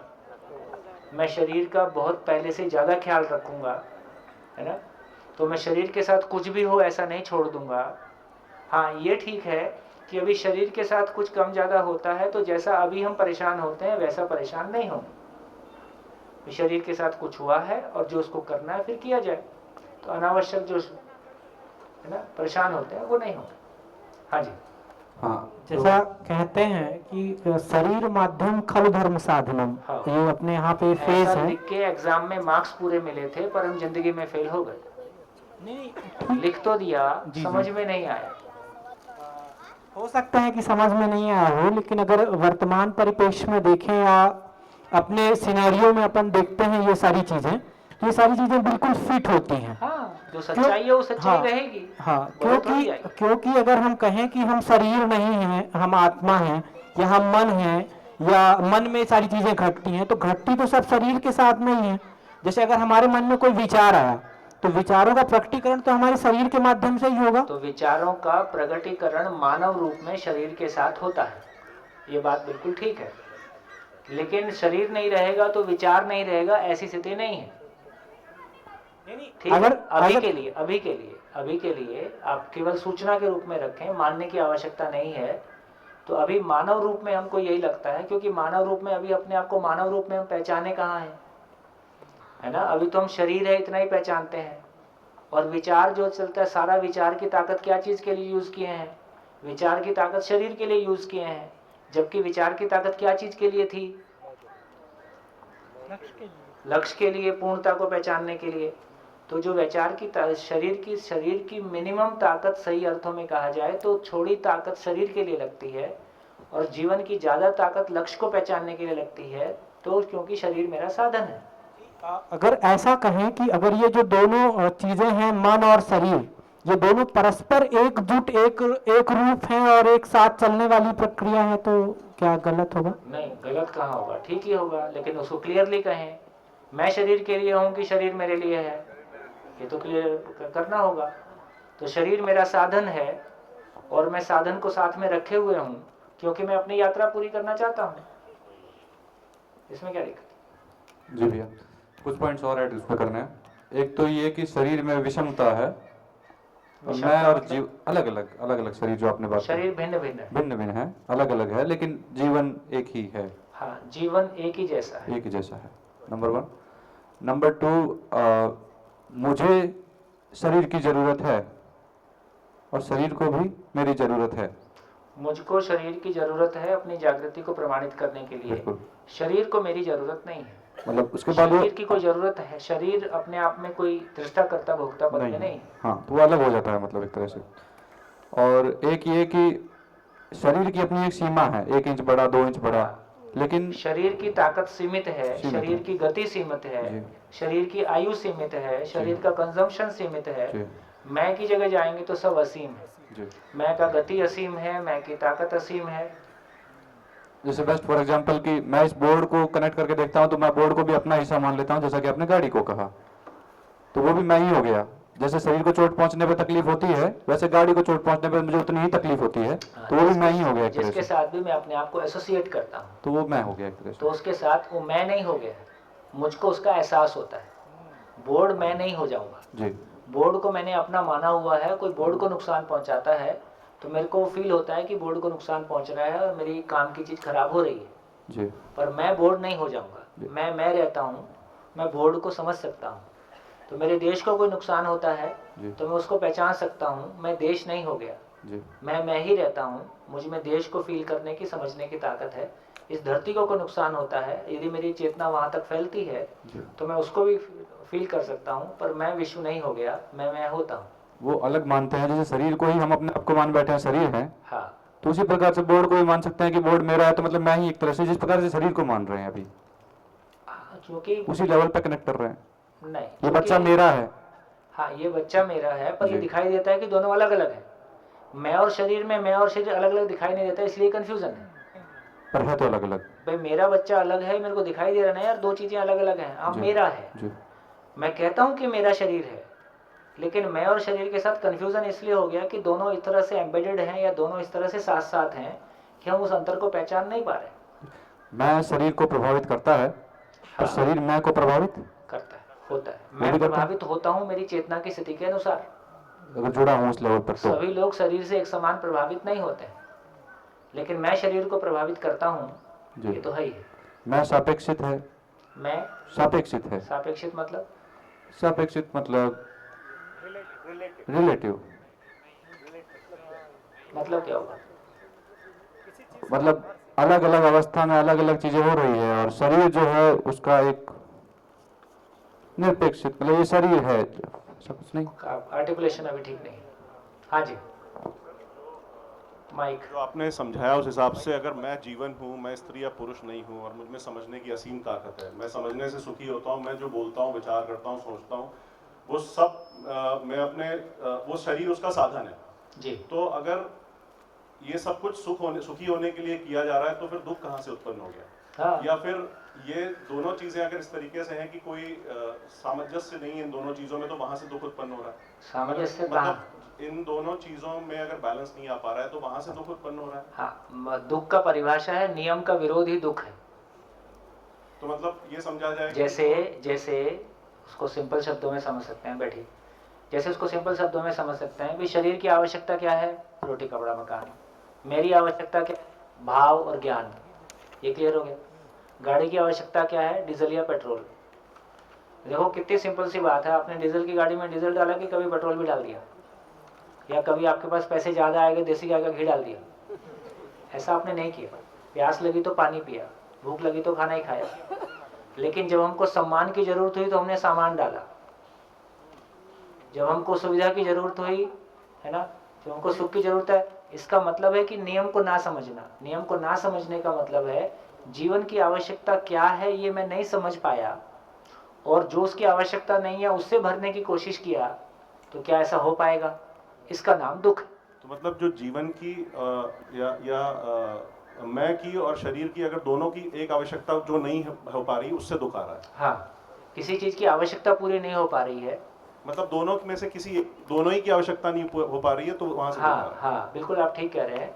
तो बेसिकली देखा जाए तो मैंने जिंदगी भर पैसा कमाया और पैसे की आवश्यकता भी पूरी नहीं हो रही है, क्योंकि पड़ोसी को देख के कम लग रहा है, तो पैसे की आवश्यकता भी पूरी नहीं हो रही है। इसका मतलब है कि पैसे की आवश्यकता को पहचानने वाला कौन है? जीवन है, मैं हूँ। और मेरी वो क्लैरिटी नहीं बनी तो शरीर और मैं दो अलग अलग रियलिटी है। मेरी आवश्यकता सम्मान है, और सम्मान की आवश्यकता समझ से पूरा होता है, मेरी उपयोगिता से पूरा होता है। ये क्लैरिटी नहीं बनी तो सामान से सम्मान मैंने जोड़ दिया तो अनलिमिटेड हो गया, तो इससे फिर मैं दुखी होता हूँ। तो दुख का स्रोत अपनी क्लैरिटी में आ गया कि जो जिसकी आवश्यकता नहीं है उसको उससे पूरा करने का प्रयास का नाम दुख, या प्रकृति के नियम को ना समझना दुख। और बोलिए। पता नहीं अभी सही है कि नहीं, but body, physical body carries qualities of parents के जो काफ़ी चीज़ें उसमें पास ऑन होती है, जब शरीर के मामले में, शरीर के मामले जेनेटिकली व्यवहार जो है जीवन में, जो जीवनगत मामले हैं वो व्यवहार के थ्रू पास ऑन होते हैं। मैं किसी परिवार में पैदा हुआ, अब मेरे को माँ बाप मिले हैं, मेरे को परिवार मिला है, परिवार एक तरह का आचरण करता है, उसको मैं देख के उस तरह के आचरण को स्वीकार कर लेता हूँ। ये आचरण परस्परता की वजह से आया है, ये आचरण जेनेटिकली नहीं आया है। मगर जैसे हम लोग बोलते हैं कि कैंसर भी, कुछ टाइप के कैंसर जेनेटिकली तो शरीर नहीं वो तो होएगा ही। हाँ। शरीर का रंग रूप रोग जेनेटिकली पास होता है, शरीर में आचरण व्यवहार से पास होता है। और दूसरा है कि शरीर को बनाया जाता है, इट्स कंसीव्ड वाइल, या मैं या इसको बंद हो गया, उसको डिस्कवर करना है, खाली वो एग्जिस्टिंग है, उसको पहचानना है। हाँ, चालू हो गया। और तीसरा, शरीर की एक सिंगल बर्थ साइकिल टिपिकली होती है, जबकि ये शायद जन्मों जन्म तक चलता है। जीवन है ही, और जब तक यात्रा पूरी नहीं होगी तब तक गाड़ियां चलाएंगे। मोक्ष या जो भी आगे आएगा वो तो नहीं पता। बढ़िया जी। माइक। मैं जरा कंफ्यूज हो रहा हूँ। हाँ। मैं और मन में। हाँ, मैं की एक क्रिया का नाम मन है, मैं की एक क्रिया का नाम वृत्ति है, चित्त है, बुद्धि है, फिर उसमें भी बहुत सारी क्रियाएं हैं। तो मैं एक एंटिटी को हम एड्रेस कर रहे हैं जो शरीर को चलाता है। जैसे मैं फेल है कि मेल है कि फीमेल है, मैं मेल है कि फीमेल है। हो सकता है फीमेल में फीमेल मैं होता हो, मेल में मेल मैं होता हो। कैसे समझेंगे? मतलब वो मन है, वो मन है। मन यहाँ ये कहा जा रहा है कि मैं एक चीज है, मैं हूं, और मुझ में मन एक चीज है, एक कंपोनेंट है उसका। तो मन की मन वृत्ति चित्त बुद्धि इस सबको मिला के मैं हूं। मन वृत्ति चित्त बुद्धि इन सबको मिला के कह रहा मैं हूं या जीवन है। मैं शब्द के साथ कोई कंफ्यूजन पुराने हो सकते हैं, लेकिन इसलिए उसको नया नाम रख दिया जीवन। जीवन मतलब है शरीर के बियॉन्ड जो रियलिटी है, जो शरीर को चलाता है। मतलब इसमें ये चित्त बुद्धि वो भी अलग अलग डिफरेंशिएट हो सकता है। बिल्कुल बिल्कुल, एकदम क्लियरली एक एक क्रिया के रूप में देखेंगे। मतलब मन अलग है, शरीर अलग है, और मैं अलग हूँ। हाँ, मन अलग है, मन मैं का पार्ट है, शरीर भौतिक रासायनिक है, ब्रेन शरीर का पार्ट है ना। और फिर मैं के जो सूक्ष्म क्रियाएं हैं उनको मनोवृत्ति चित्त बुद्धि के रूप में अलग अलग हम देखेंगे। हाँ जी, लास्ट में सुन भैया जी, क्या ऐसे बोल सकते हैं कि जो शरीर है वो मनाकार, आपने जो डिफरेंशिएट किए थे मनस्वस्थता और मनाकार, तो मैं मनस्वस्थता से ज्यादा करीब है और शरीर मनाकार से ज्यादा कुछ नहीं। मनाकार को बनाने वाला भी मैं ही हूँ, मनस्वस्थता को चाहने वाला भी मैं ही हूँ। शरीर चलाना है ये चाहना भी मुझी में है, मेल या फीमेल गाड़ी चलाना है ये चाहना भी मुझी में है। इस शरीर का क्या सदुपयोग करूंगा दुरुपयोग करूंगा ये भी मेरी ही मनस्थिति है। तो मैं मेरी मनस्थिति के अनुसार शरीर का चयन करता हूँ, शरीर को चलाता हूँ, उसका उपयोग या दुरुपयोग करता हूँ। मनाकार जो बनता है, जो चित्त में बनता है, वो भी मैं ही बनाता हूँ। शरीर के माध्यम से उसको साकार रूप देता हूँ, ऐसा कहा जाता है। यानी वो जो मैं हूँ वो दोनों से भी पर हूँ और वो मैं ही चलाता हूँ। वो दोनों का कार्य जो है वो मेरे द्वारा है, क्योंकि मैं दृष्टा हूँ और कर्ता और भोक्ता हूँ। दृष्टा कर्ता भोक्ता मैं हूँ। बढ़िया। हाँ जी, तो कहाँ पहुँच गए? ये शरीर में आकार है और वो निराकार। मैं भी आकार है। मैं भी एक आकार हूँ। वो कैसे? हाँ, वही तो ऐसे वही तो समझना है। देखिए, आप ही बोल रहे हो ना मैं एकम। जब एकम है तो कोई आकार होगा। आत्मा, मैं आत्मा बोलो, उसको जो भी नाम दे दें, लेकिन इसका मतलब है कि कोई चीज है, कोई एंटिटी है। अदृश्य है। अदृश्य, अदृश्य मतलब आंख से अदृश्य है, वो अदृश्य नहीं है। आंख की ताकत नहीं है उसको देख सके। आंख की ताकत तो हवा भी देखने की नहीं है, लेकिन हवा हमको इलेक्ट्रॉन माइक्रोस्कोप से एयर मॉलिक्यूल दिखते हैं, है ना। एटम भी है जिसको इलेक्ट्रॉन माइक्रोस्कोप नहीं देख पाता, पर एक आकार है, एंटिटी है। तो किसी एंटिटी को हमारी देखने की ताकत अभी नहीं है, फिजिकली नहीं है, इंस्ट्रूमेंट से नहीं है, लेकिन वो एंटिटी है और उसको देखा जा सकता है। जीवन में वो ताकत है कि उसको देख सके। मतलब आकार वाली जो है हमने तो अलग अलग किया तो वो नहीं हो सकता ना। दोनों का तो शरीर का भी आकार है और मैं का भी आकार है, आयतन भी है। आकार है तो आयतन होगा ही। क्या फर्क है? शरीर में घन है, वहां घन नहीं है, उसमें भार नहीं है। शरीर भार वाली चीज है, वो बिना भार वाली चीज है। उसमें भार नहीं है। अच्छा, शरीर में रूप रंग और बल है। शरीर में रूप रंग और बल है, वहां भी रूप रंग भी है और बल भी है। बल के रूप में अक्षय बल शक्ति सोचने समझने की क्षमता के रूप में उपलब्ध है। आत्मबल, हाँ, मनोबल। रंग वो है जिसको हम ऑरा बोलते हैं। ऑरा, हाँ, वो ऑरा जो है वो जीवन और शरीर का सम्मिलित प्रभाव है, लेकिन बिना शरीर के भी जीवन अपने आप में एक अपने आकार और एक अपने स्वरूप के साथ है।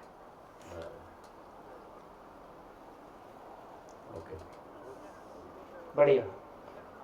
हाँ जी, माइक। बढ़िया, आप सबके लिए जोरदार तालियां। देखो सुरेश भाई, मैंने कम बताया, इन्होंने ज्यादा पूछा, और जो मेरे को बताता था उन्होंने पूछ लिया, मैंने उसी बताने में सब बता दिया। भैया जी, एक बढ़िया। शरीर आप को कहाँ हैं? हाँ, शरीर को हम जड़ है ऐसा कह सकते हैं? हाँ, शरीर बेसिकली जड़ परमाणुओं से मिलके बना है, पर शरीर प्राणावस्था एक तरह से कोशिकाओं से मिलके बनी हुई चीज है ना। तो शरीर जब शरीर है तब वो जड़ परमाणुओं से मिलके बनी हुई चीज है, पर शरीर जड़ नहीं है। तो वो जीवन की बात क्यों मानता है? जीवन की बात क्यों मानता है? जैसे आपकी गाड़ी आपकी बात क्यों मानती है? गाड़ी मानती है ना, राइट मोड़ो तो राइट मुड़ जाती है, और अभी ऐसी गाड़ी आ जाएगी तो बिना ड्राइवर के चलेगी, नहीं, बट हाँ, पर तो हमारी बात मानती है, कुछ तो कॉम्बिनेशन, क्योंकि उसका कंट्रोल हमारे पास है। ब्रेन के थ्रू इस शरीर का कंट्रोल मेरे पास है, और मैं ब्रेन के थ्रू शरीर को चलाता हूँ, इसलिए मेरा कंट्रोल मानता है। तो लाश कंट्रोल नहीं मानती। तो ब्रेन शरीर का पार्ट है? ब्रेन शरीर का पार्ट है। देखिए ऐसा है,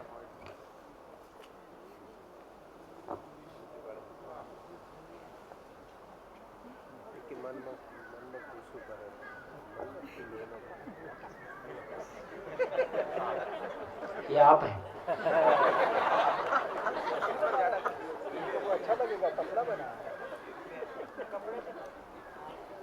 कपड़े पे ध्यान गया है।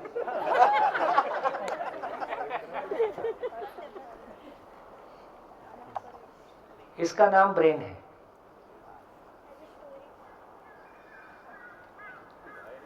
जिसको जीवन कह रहे हैं। अभी ये कुछ बातें मैं आपके सामने केवल प्रस्ताव के रूप में रख दे रहा हूं, इसकी डेप्थ और इसकी डिटेल में भविष्य में जाने की आवश्यकता पड़ेगी। अभी जितनी समय सीमा है उसमें एक सीमा तक की बात मैं कर सकता हूं। आज महाराज जी पूछ रहे थे कि इसकी पूरी प्रक्रिया कितनी लंबी है, तो पूरी प्रक्रिया इतनी है कि 8 दिन के 3 कैप्सूल लगभग बर्ड व्यू पूरा आ जाए।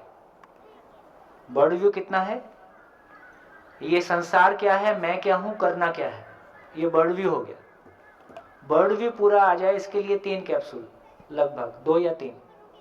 उसके बाद लगभग इस पे बेस्ड 12 बुक्स हैं, जिसमें कि अलग अलग डायमेंशन में, जिसमें कि दर्शन 4 भाग में है, समाजशास्त्र है, अर्थशास्त्र है, मनोविज्ञान है। जो कुछ भी हमारे पूरे समझने के लिए काम होगा, तो लगभग वो 12 सत्र उसके बाद हो गए। 12 बुक्स पे लगभग एक सत्र, तो जाके कंप्लीट व्यू हमारे पास आया। तो इसलिए मैं कह रहा हूँ कि मैं जब किसी बात को रख रहा हूँ तो मैं उसकी एक लेवल की डिटेल रखता हूँ, गहराई में जाएंगे तो उसकी बहुत सारी डिटेल और निकलेंगी।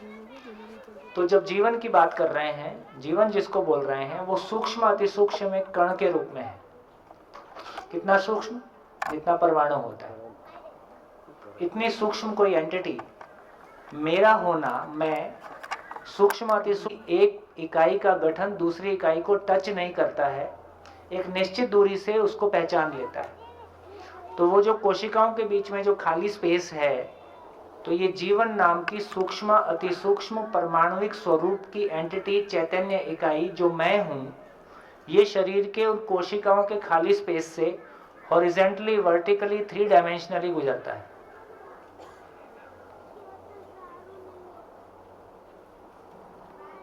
और कैसा आकार बन जाता है, तो शरीर के आकार का एक आकार और बन गया।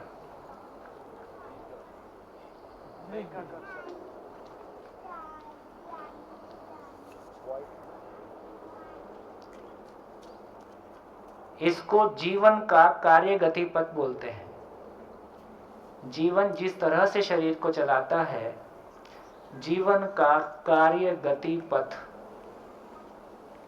और इसको नाम देते हैं पुंजाकार। इसी को बोलते हैं सूक्ष्म शरीर, और इस नीले वाले को बोलते हैं स्थूल शरीर। और ब्रेन के थ्रू ये सारी सूचनाएं, ब्रेन में जो न्यूरॉन्स हैं वो एक प्रकार से कंपन करते हैं। मन उसको जब जीवन की बात कर रहे हैं, तो मन नाम की चीज है, लाल से लिख देता हूं, तो ब्रेन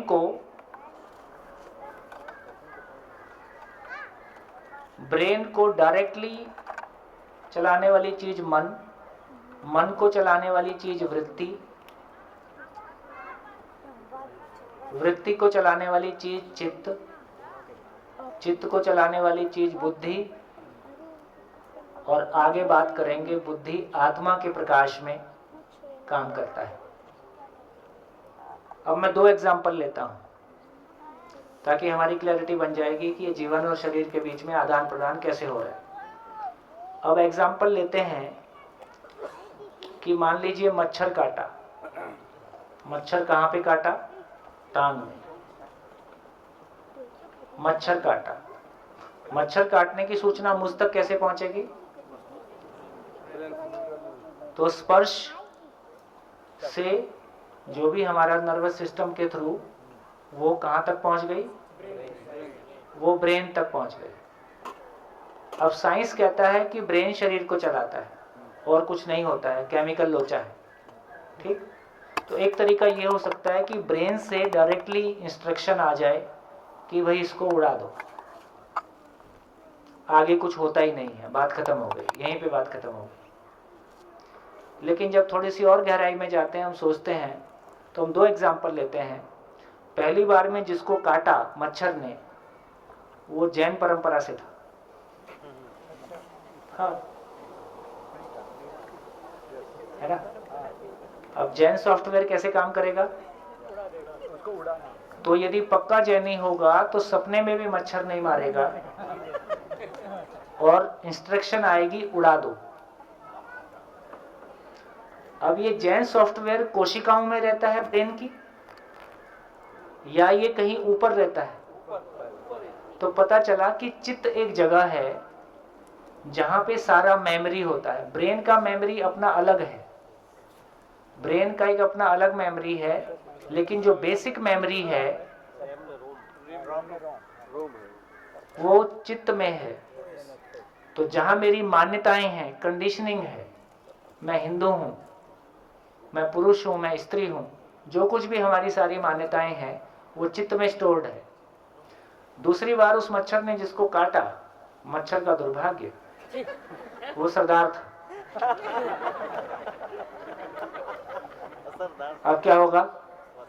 जो बोले सो निहाल, उड़ा दो, और ये उसकी अंतिम उड़ान थी।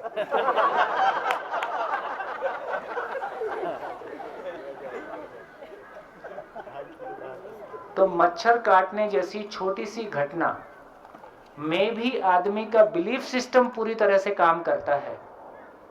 इससे ये सिद्ध होता है कि मामला केवल ब्रेन का होता। देखो मानव, हम तो ना जैसे हमने भागवत पढ़ी तो उसमें कुछ अपने सोचने का काम नहीं है, जैसा है वैसा सुनो, और सुनने से मोक्ष होता है। प्रमाणित हो गया, सुनने से तो मोक्ष नहीं हुआ। इस देश में जितनी बार भागवत पढ़ी गई, यदि सुनने से मोक्ष होता तो देश की जनसंख्या अपने आप नियंत्रित हो गई होती, क्योंकि मोक्ष लेने के बाद दोबारा शरीर चलाएगा नहीं वो, तो ऐसा लग तो नहीं रहा है। तो ये तो पक्का हो गया, सुनने से मोक्ष नहीं होता है, समझने से हो सकता है। तो क्या समझ में आया? सुनने से मोक्ष होता है कि समझने से होता है? समझने से हो सकता है। तो क्या क्लैरिटी बनी? तो क्लैरिटी हमारी ये बनी कि जब हम ये कह रहे हैं कि यदि मानव केवल ब्रेन होता, तो ब्रेन मतलब सोडियम, पोटेशियम, मैग्नीशियम, आयरन, तो ये भी सामान्य सोचने की बात है कि उस पोटेशियम सोडियम में ऐसा क्या हो गया कि उसमें हिमालय में -40 डिग्री टेम्परेचर में, -30 डिग्री टेम्परेचर में आदमी पूरी जिंदगी गला देता है किसी ज्ञान की तलाश में। ज्ञान किस कोशिका की तलाश है? ऐसा सोचना ठीक है कि नहीं? यदि मानव केवल शरीर होता और केवल मस्तिष्क ही उसको चलाता, जैसा साइंस मानता है, तो ये -40 डिग्री टेम्परेचर में, है ना, सारी जिंदगी रह के कोई साधना करना, तो ये ज्ञान की तलाश जिसके लिए आदमी सन्यासी हुआ, जिसके लिए अपनों को छोड़ दिया, घर बार छोड़ दिया, सारा वैभव छोड़ दिया, और वो जो ज्ञान नाम की चीज है वो तो भौतिक है नहीं। किसी अभौतिक चीज को पाने के लिए भौतिक में ऐसी क्या, सोडियम पोटेशियम में ऐसा क्या लोचा हो गया कि वो ज्ञान की तलाश उसको हो गई? दूसरे को न्याय दिलाने के लिए अपना सर्वस्व लुटा देना, ये किस कोशिका का एक्सप्रेशन है? देश को बचाने के लिए अपनी जान लगा देना, ये किस कोशिका का एक्सप्रेशन है ना? तो थोड़ा सा हम सोचना शुरू करते हैं तो हमारा ध्यान उस तरह के बिहेवियर्स पे जाता है जिस तरह के बिहेवियर केवल शरीर होने को परिभाषित नहीं कर पाते। ठीक हो गया? और यदि मानव केवल ब्रेन होता तो केमिकल लोचा होता, तो केमिकल से ज्यादा प्रभावित होगा कि विचार से ज्यादा प्रभावित होगा? भाई कोई चीज केमिकल है, वो केमिकल से ज्यादा प्रभावित होगा कि मेरे बोलने से प्रभावित होगा? केमिकल से ज्यादा होगा। तो सास बहू का इंजेक्शन अलग होता झगड़े का, देरानी जेठानी का अलग होता, बॉस के साथ झगड़े का अलग होता, लो फील करने का एक केमिकल अलग होता। तो इसका मतलब है कि आदमी यदि मानव केवल ब्रेन होता, केवल केमिकल होता, केमिकल लोचा ही भाव होता, तो केमिकल से उसको हैंडल किया जा सकता था। आदमी के साथ केमिकल काम आज ज्यादा प्रभावशाली है कि विचार ज्यादा प्रभावशाली है? आज भी दुनिया किसी चीज से डरती है तो विचार से डरती है, क्योंकि ये विचार वो ताकत है जो 1 घंटा किसी से मिले और वो नक्सली हो सकता है, ये 1 घंटा किसी से मिले वो सन्यासी हो सकता है, ये 1 घंटा किसी से मिले दोस्त हो सकता है, ये 1 घंटा मिलके दुश्मन हो सकता है। विचार की वो ताकत है। इसका मतलब है कि विचार में ऐसा क्या है कि दूसरा इतना प्रभावित हो जाता है? इसका मतलब है इधर कोई कहने वाली चीज है, उधर कोई सुनने वाली चीज है। शरीर केवल साधन है। हमारा शरीर प्रभावित होता है विचार से? नहीं, 4 दिन में समझने से शरीर मोटा होता चला गया, ऐसा नहीं है। यदि हम विचार का काम करेंगे तो हम समझ का काम करते हैं, उससे शरीर पे प्रभाव नहीं पड़ रहा है। खाना खाने का काम करेंगे तो शरीर मोटा होता है। तो ये भी समझ में आ रहा है कि यदि किसी को ज्ञान पक्ष का एक्सपोजर मिलेगा तो उसका ज्ञान पक्ष विकसित होगा, और यदि किसी को भोजन और शरीर का एक्सपोजर मिलेगा तो शरीर मोटा होगा। तो शरीर के क्रियाकलाप अलग हैं, मेरे क्रियाकलाप अलग हैं। तो इन सारी बातों से भी हमारी क्लैरिटी बनती है कि मानव केवल ब्रेन नहीं है, मानव इस ब्रेन को चला। हाँ, ये बात ठीक है कि जो भी मानव में हो रहा है वो केमिकल लोचा हो रहा है। आज आदमी खुश होता है तो एक प्रकार का हार्मोन रिलीज होता है, आदमी दुखी होता है तो एक प्रकार का हार्मोन होता है। लेकिन ये ब्रेन से जितना काम हम साइंस के रूप में पहचान रहे हैं उसमें गलती नहीं है, लेकिन फाइनली ये हो क्यों रहा है इसका आंसर हमारे पास नहीं है। आप देखेंगे आपके आसपास जितने भी साइकिक केस होते हैं जिसमें मेनिया और डिप्रेशन कॉमनली पाया जाता है, डॉक्टर से पूछो कि ये मेनिया डिप्रेशन क्यों होता है तो क्लियरली बोलेंगे भी केमिकल लोचा है। पूछो कि केमिकल लोचा क्यों होता है, इसका उत्तर हमारे पास नहीं है, यहाँ हम खड़े हैं। तो ये बात बिल्कुल ठीक है कि यदि सोडियम पोटेशियम इम्बैलेंस हो जाए तो आदमी का व्यवहार में लोचा आ जाता है। ये आर्टिफिशियली क्रिएट किया जा सकता है। मैंने कुछ लोगों को लंबे उपवास बिगड़ने की स्थिति में, लंबे उपवास के दौरान यदि उपवास को ठीक से हैंडल नहीं किया गया और ब्रेन में सोडियम पोटेशियम का बैलेंस बिगड़ गया तो उसको एबनॉर्मल बिहेवियर करते हुए देखा है। ये बात बिल्कुल ठीक है। तो सोडियम पोटेशियम की कमी की वजह से एबनॉर्मल बिहेवियर होता है, ये बिल्कुल ठीक है। लेकिन फाइनली जो ये जीवन में कंफ्यूजन है, उस कंफ्यूजन की वजह से शरीर पे कुछ ऐसा घटता है जिसकी वजह से वो केमिकल चेंज आ जाता है, ये एक अलग तरह की बात हुई। तो क्या बोला जा रहा है? शरीर का पूरा तंत्र ब्रेन से कनेक्टेड है। ब्रेन में न्यूरॉन्स हैं। न्यूरॉन्स एक प्रकार से कंपन करता है, हाँ, हमारी हर स्थिति को। उस कंपन को पहचानने वाली चीज मन है, जो कि भौतिक नहीं है।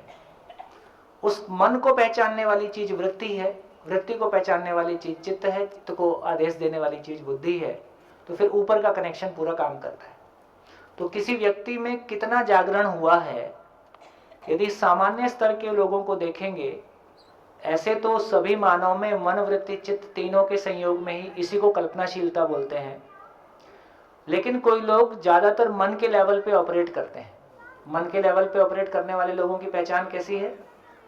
मन के लेवल पे ऑपरेट करने वाले लोग केवल वस्तुओं के साथ जीने की कल्पना में ही रहते हैं। मन का खाना मिल जाए, कपड़ा मिल जाए, मकान मिल जाए, गाड़ी मिल जाए, तो केवल वस्तुएं मिलने से जिंदगी मिल गई, ऐसी गहरी मान्यता के साथ में जीते हैं। इसका नाम मन के लेवल पे जीते हुए लोग। फिर कुछ वर्ग आपको दिखाई देगा जो विचार के लेवल पे जीते हैं, जो किसी विचार विशेष के लिए समर्पित है। चाहे वो जैनिज्म का विचार है, चाहे वो नक्सली विचार है, चाहे वो आर्य समाज का विचार है, चाहे वो किसी और आंदोलन का, क्रांति का विचार है। लेकिन वो किसी तो विचार पे जीता हुआ व्यक्ति ज्यादा प्रभावशाली है कि मन के लेवल पे जीता हुआ व्यक्ति? तो हमको सीधा दिखाई देता है कि विचार के लेवल पे जीता हुआ व्यक्ति हजारों लोगों को प्रभावित करता है ना, और उसका अपना कॉन्फिडेंस लेवल और उसका अपना प्रभाव क्षेत्र ज्यादा होता है।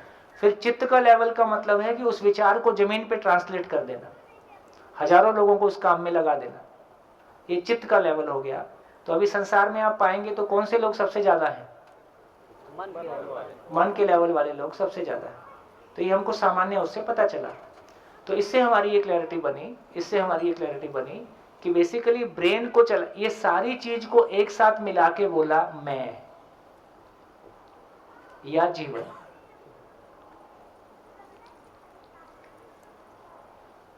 अभी क्लियर है? तो ब्रेन क्या चीज है? ब्रेन क्या चीज है? शरीर और मेरे बीच, शरीर और जीवन के बीच जो सूचनाओं को आदान प्रदान करता है, उस कैपेसिटी का नाम ब्रेन है। देखिए क्या अद्भुत बात है। क्या चित्त के बारे जब समय आएगा, जब जीवन क्रिया की बात करेंगे तब विस्तार से बात करेंगे। क्या अद्भुत बात है कि भौतिक रासायनिक क्रियाकलाप इतना विकसित हुआ, ब्रेन का न्यूरॉन्स जो है अल्टीमेटली भौतिक रासायनिक क्रियाकलाप, ब्रेन का न्यूरॉन कोशिकाएं हैं, ब्रेन का न्यूरॉन या कोशिका इतना डेवलप हुआ कि जो अभौतिक है उसको कनेक्ट कर दिया। जीवन भौतिक वस्तु नहीं है, जीवन भौतिक रासायनिक वस्तु नहीं है। जो स्वयं में भौतिक रासायनिक वस्तु नहीं है, उसके साथ में भौतिक रासायनिक वस्तु इतना सूक्ष्म होता है कि वो भौतिक रासायनिक वस्तु के साथ, जीवन के साथ आदान प्रदान करने में सक्षम हो जाता है। क्या अद्भुत क्रिएशन है। इस महिमा को अपन समझ पाएंगे तो नेचर में क्या काम हुआ है, नेचर के काम की क्या सूक्ष्मता है, क्या उसका परफेक्शन है, यदि इन सारी चीजों को देखेंगे तो हम हतप्रभ रह जाते हैं, है ना, आश्चर्य है ना। और इन सब का दृष्टा हो जाना, इन सब का दृष्टा हो जाना, जैसे अभी हम वो क्या है वो टावर, वो सजा करते स्टैचू ऑफ यूनिटी। हम स्टैचू ऑफ यूनिटी देखने क्यों जाते हैं? हमको लगता है कि कोई अच्छी चीज मानव ने बनाई है, वो एक अच्छे व्यक्ति हैं, ये एक बात है, लेकिन वो क्रिएशन भी अपने आप में एक इंजीनियरिंग का क्रिएशन है। यदि स्टैचू ऑफ यूनिटी को देखेंगे तो वो आर्किटेक्चर का एक क्रिएशन है। तो हम आर्किटेक्चरल पॉइंट ऑफ व्यू से भी उसको देख सकते हैं, हम एक महापुरुष के रूप में भी उसको याद कर सकते हैं, या एक आदमी क्या क्रिएट कर सकता है उसको देखने जाते हैं, उसको अलग से देखने जाते हैं। ये नेचर ने क्या क्रिएट हुआ है, नेचर ने क्या क्रिएट किया है, या नेचर में क्या क्रिएट हुआ है, जिस दिन व्यक्ति को उसको देखने की सूक्ष्मता डेवलप होती है, उसको वो देख पाता है, स्टैच्यू ऑफ यूनिटी को देख के कितना खुश हुए, और ये एग्जिस्टेंस के ब्यूटी को देख के आदमी कितना खुश होता होगा। इसका नाम निरंतर सुख है। उस ब्यूटी का दृष्टा होना, उस एग्जिस्टेंस की उस खूबसूरती का दृष्टा होना, उस सूक्ष्मता का दृष्टा होना, वो सिवाय आश्चर्यचकित रह जाने की और कुछ नहीं। तो उस ब्यूटी को देख पाना, तो ये क्लैरिटी हमारी बने कि ब्रेन बेसिकली मेरे और शरीर के बीच में कोई आदान प्रदान वाली चीज है। जैसे कॉमा क्या है? आदमी को मरने को क्या मानते हैं? ब्रेन डेथ को डेथ मानते हैं, क्योंकि ब्रेन डेथ हो गया तो अब कम्युनिकेशन करने वाली चीज ही खत्म हो गई। और ब्रेन किसी का लोचा हो गया, एक्सीडेंट में कुछ प्रॉब्लम हो गई, तो मैं तो ठीक हूं, मेरा कुछ नहीं बिगड़ा है, पर मैं कम्युनिकेट कैसे करूं? मैं तो बोल सकता हूं पर गला ही बैठ गया है, अब मैं बोल नहीं सकता। ब्रेन ही बैठ गया, अब मैं कुछ भी व्यक्त नहीं कर सकता। इसका नाम कॉमा है। बढ़िया।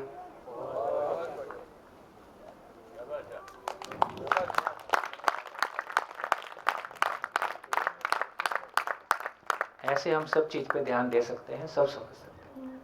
भैया इधर ये सूक्ष्म शरीर है, वो ओरा भी बोल सकते हैं। हाँ, उसी वो शरीर के सम्मिलित प्रभाव को हम ऑरा के रूप में पहचानते हैं। ओरा बोल सकते हैं, तो वो सबका अलग अलग होगा। हाँ, चेतना के स्तर के हिसाब से होता है। भैया छोटा बड़ा होता होगा, हो सकता होगा। भैया आप बोल रहे हैं कि ब्रेन जो है वो कनेक्ट करता है ऊपर के हायर लेवल ऑफ एग्जिस्टेंस से। हायर लेवल ऑफ एग्जिस्टेंस मतलब जीवन से, मुझसे। हाँ भाई भाई, मैं शरीर को ब्रेन के थ्रू चलाता हूँ। तो आपने जो ये सूक्ष्म शरीर बोला है, ये सेल भी तो अपने आप में, उसकी भी तो एक मेमोरी है, उसका भी तो एक ब्रेन है, उसकी भी तो एक एग्जिस्टेंस एंड फंक्शनिंग है। बिल्कुल। वो भी मेरे ब्रेन के कहने पे काम कर रही है। ना। इतना ही है कि जैसे यदि आप और नीचे जाएंगे तो प्लांट भी तो एक पूरा वही है। यदि प्लांट सेल को देखेंगे तो स्ट्रक्चरली प्लांट सेल और एनिमल सेल में कोई अंतर नहीं है। स्ट्रक्चर दोनों के गठन का सिद्धांत एक है, उसका भी सेंटर होता है, इसका भी सेंटर होता है, माइटोकॉन्ड्रिया होता है, ये होता है, वो होता है। एक बात, एक बीज, जैसे चने का बीज देखा है, चने के बीज की जो चोंच होती है उसको स्तूषी बोलते हैं, बाकी तो प्रोटीन है ऐसा बोलते हैं। तो केवल उस चोंच में उस पूरे चने के बीज का स्ट्रक्चर, उसकी आयु, उसके गुण, उसकी शेप, उसका सब कुछ रखा हुआ है, और बड़ा होता है तो पूरा वैसे ही हो जाता है। इसका मतलब उसके पास भी पूरी इंफॉर्मेशन है कोडेड। ये बात हो गई। तो इससे ये पता चला कि शरीर अपने आप में एक स्वतंत्र मैकेनिज्म है ब्रेन सहित, लेकिन मानव में जीवन के प्रभाव से ये शरीर जिंदा रहता है। जीवन के हटते ही ब्रेन डेथ हो जाएगी और ये शरीर नहीं चलेगा। तो मानव में जीवन और शरीर का सहअस्तित्व, जीवन और शरीर का साथ साथ होना से शरीर स्वस्थ रहता है। ये घटना मानव शरीर में है, पौधे में ऐसा नहीं है। तो अभी जो समझ में आया कि तो शरीर का अपना मैकेनिज्म। हाँ, तो अभी जो समझ में आया वो ये कि प्रकृति ने कुछ रोबोट बनाए हैं जिनको हम इतने सारे ऑर्गेनिज्म के तौर पर देखते हैं। हाँ। उसने हमें एक रोबोट बना करके हमारे शरीर के तौर पर दिया है, जिसे हमें सिर्फ मानव के पास ये क्षमता है कि वो चला सके, बाकी के पास वो कोडिंग। जैसे एक बार शरीर में क्या डालना है ये मेरे अधिकार में है। डालने के बाद वो प्राणावस्था का नियम काम करता है कि अब जो जहर डाला तो जहर की तरह जहर डाल दिया और वो अमृत की तरह काम करे, ये ऑप्शन नहीं है। तो मेरा शरीर का खून बेहतर रहेगा, दिल अपना काम करेगा, किडनी अपना काम करेगा, इसमें मेरी कोई भूमिका नहीं है। मैं सोच नहीं रहा हूँ किडनी काम कर रही कि नहीं कर रही। ठीक, इसलिए ये कहा कि शरीर की अपनी एक स्वतंत्र व्यवस्था है, वो अपने तरीके से काम करता है, उसका ब्रेन सहित अपना एक सिस्टम हो गया, और मैं उस शरीर को चलाता हूँ। लेकिन मेरे साथ, मेरे और शरीर के साथ होने से एग्जिस्टेंशियली ये शरीर का संचालन हो रहा है। मैं निर्णय पूर्वक कुछ नहीं कर रहा हूँ, उसकी अपनी एक व्यवस्था है। पर मेरा प्रभाव शरीर पे पड़ रहा है। मेरा प्रभाव शरीर पे पड़ता है। अभी एक चीज और, अभी एग्जिस्टेंस का जो इवोल्यूशन है, मेरा प्रभाव शरीर पे इतना पड़ता है कि शरीर में होने वाली 95% बीमारियां साइकोसोमेटिक है। एब्सोल्युटली, है ना। जी। तो मन का, हमारे शरीर की अधिकांश बीमारियां हमारे मन की बीमारियों का रिफ्लेक्शन है। जी। अभी ये समझ में आया कि इवोल्यूशन का, अगर डार्विन वाली थ्योरी को भी अपने वैसे समझने की कोशिश करें भी, तो इसके लैंग्वेज के अंदर कि पहले सब पदार्थ थे, पदार्थ से धीरे धीरे धीरे धीरे उसके अंदर प्राण आया, प्राण से जीव आया, जीव से अगली अवस्था ज्ञान में आई, तो अब ज्ञान जो है जागृति की ओर चल रहा है, जागृति पर चल रहा है। उसकी अगली अवस्था हो सकती है कुछ? जागृति के बाद जागृति की निरंतरता। नहीं, जैसे एक क्वेश्चन है, शरीर चलता है खाने से, पानी से, ऐसे बहुत सारे लोग हैं जो महीनों महीनों खाना नहीं खाते और प्रकृति से डायरेक्ट हो सकते हैं, वायु और अग्नि के तौर पर लेकर के जिंदा रहते हैं, तो शरीर के मैकेनिज्म से भी उन्होंने ऊपर उठ गए वो, ठीक, तो इसको क्या बोलेंगे? ठीक है, मैं कह रहा हूँ कि अभी यदि मानव शरीर को देखेंगे तो उसकी कई प्रकार की क्षमताएं हैं, लेकिन मूल बात यह है कि शरीर जीवन जागृति का साधन है। मैंने ऐसा करके दिखा दिया, इससे ये सिद्ध हुआ कि भाई ऐसा भी एक नियम है, मैंने किसी नियम को पहचाना। कोई भी काम होगा तो किसी नियम से ही हो सकता है, तो किसी नियम विशेष को मैंने पहचान लिया, और उसकी आवश्यकता कितनी है मानव के लिए वो भी एक बात है। उतना श्रम करके जागृति हो जाए तो क्या बुरा है? एब्सोल्युटली, हाँ है ही। जागृति होने के बाद शायद वो होना ज्यादा आसान भी होगा। जागृति होने के बाद उसकी जरूरत नहीं है, उतना आदमी उत्पादन, उससे उसकी तुलना में उत्पादन करके खाना ज्यादा आसान है जी, जो सबके लिए संभव है जी। एक दो छोटे छोटे क्वेश्चन और हैं। एक क्वेश्चन ये कि जैसे ये मंडप है, इसके अंदर मेरा विस्तार आप तक है, इस बोर्ड तक है, वो तो ठीक है, लेकिन क्या उस एनर्जी का जो मैं है उसका स्वतंत्र अस्तित्व वायु की तरह यहाँ आसपास है? क्या वो ऑरा एग्जिस्ट करता है इसके खंबे के आसपास में भी? मतलब उसका उससे कोई रिलेशन नहीं है? वायु मेरे अंदर भी है, वायु मेरे बाहर भी है। ठीक है, जीवन को थोड़ा सा और विस्तार से समझेंगे, थोड़ी क्लैरिटी बनेगी। अभी थोड़ा होल्ड पे रखते हैं। हाँ जी, इसमें जो अहम कहते हैं वो अहम क्या? अहम का मतलब है कि मन वृत्ति चित्त के लेवल पे जितना भी भ्रम है वो चित्त में मान्यता के रूप में रहता है, और मैं अहंकार का मतलब है कि एक आरोपित आकार है, मैं जो नहीं हूं वो मैंने मान लिया है, उसको अहंकार बोल रहे हैं। तो जब तक मैं सत्य से परिचित नहीं हूं, जब तक मेरे को सत्य बोध नहीं होता है, तब तक मैंने जो माना हुआ है जो कि वास्तविकता नहीं है, उसका नाम अहंकार।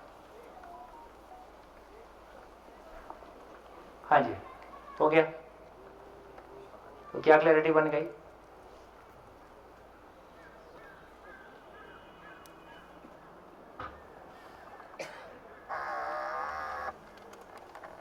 कुछ छोटी छोटी बातें कर लेते हैं, ब्रेक हो गया है। हाँ। एक आखिरी, हाँ,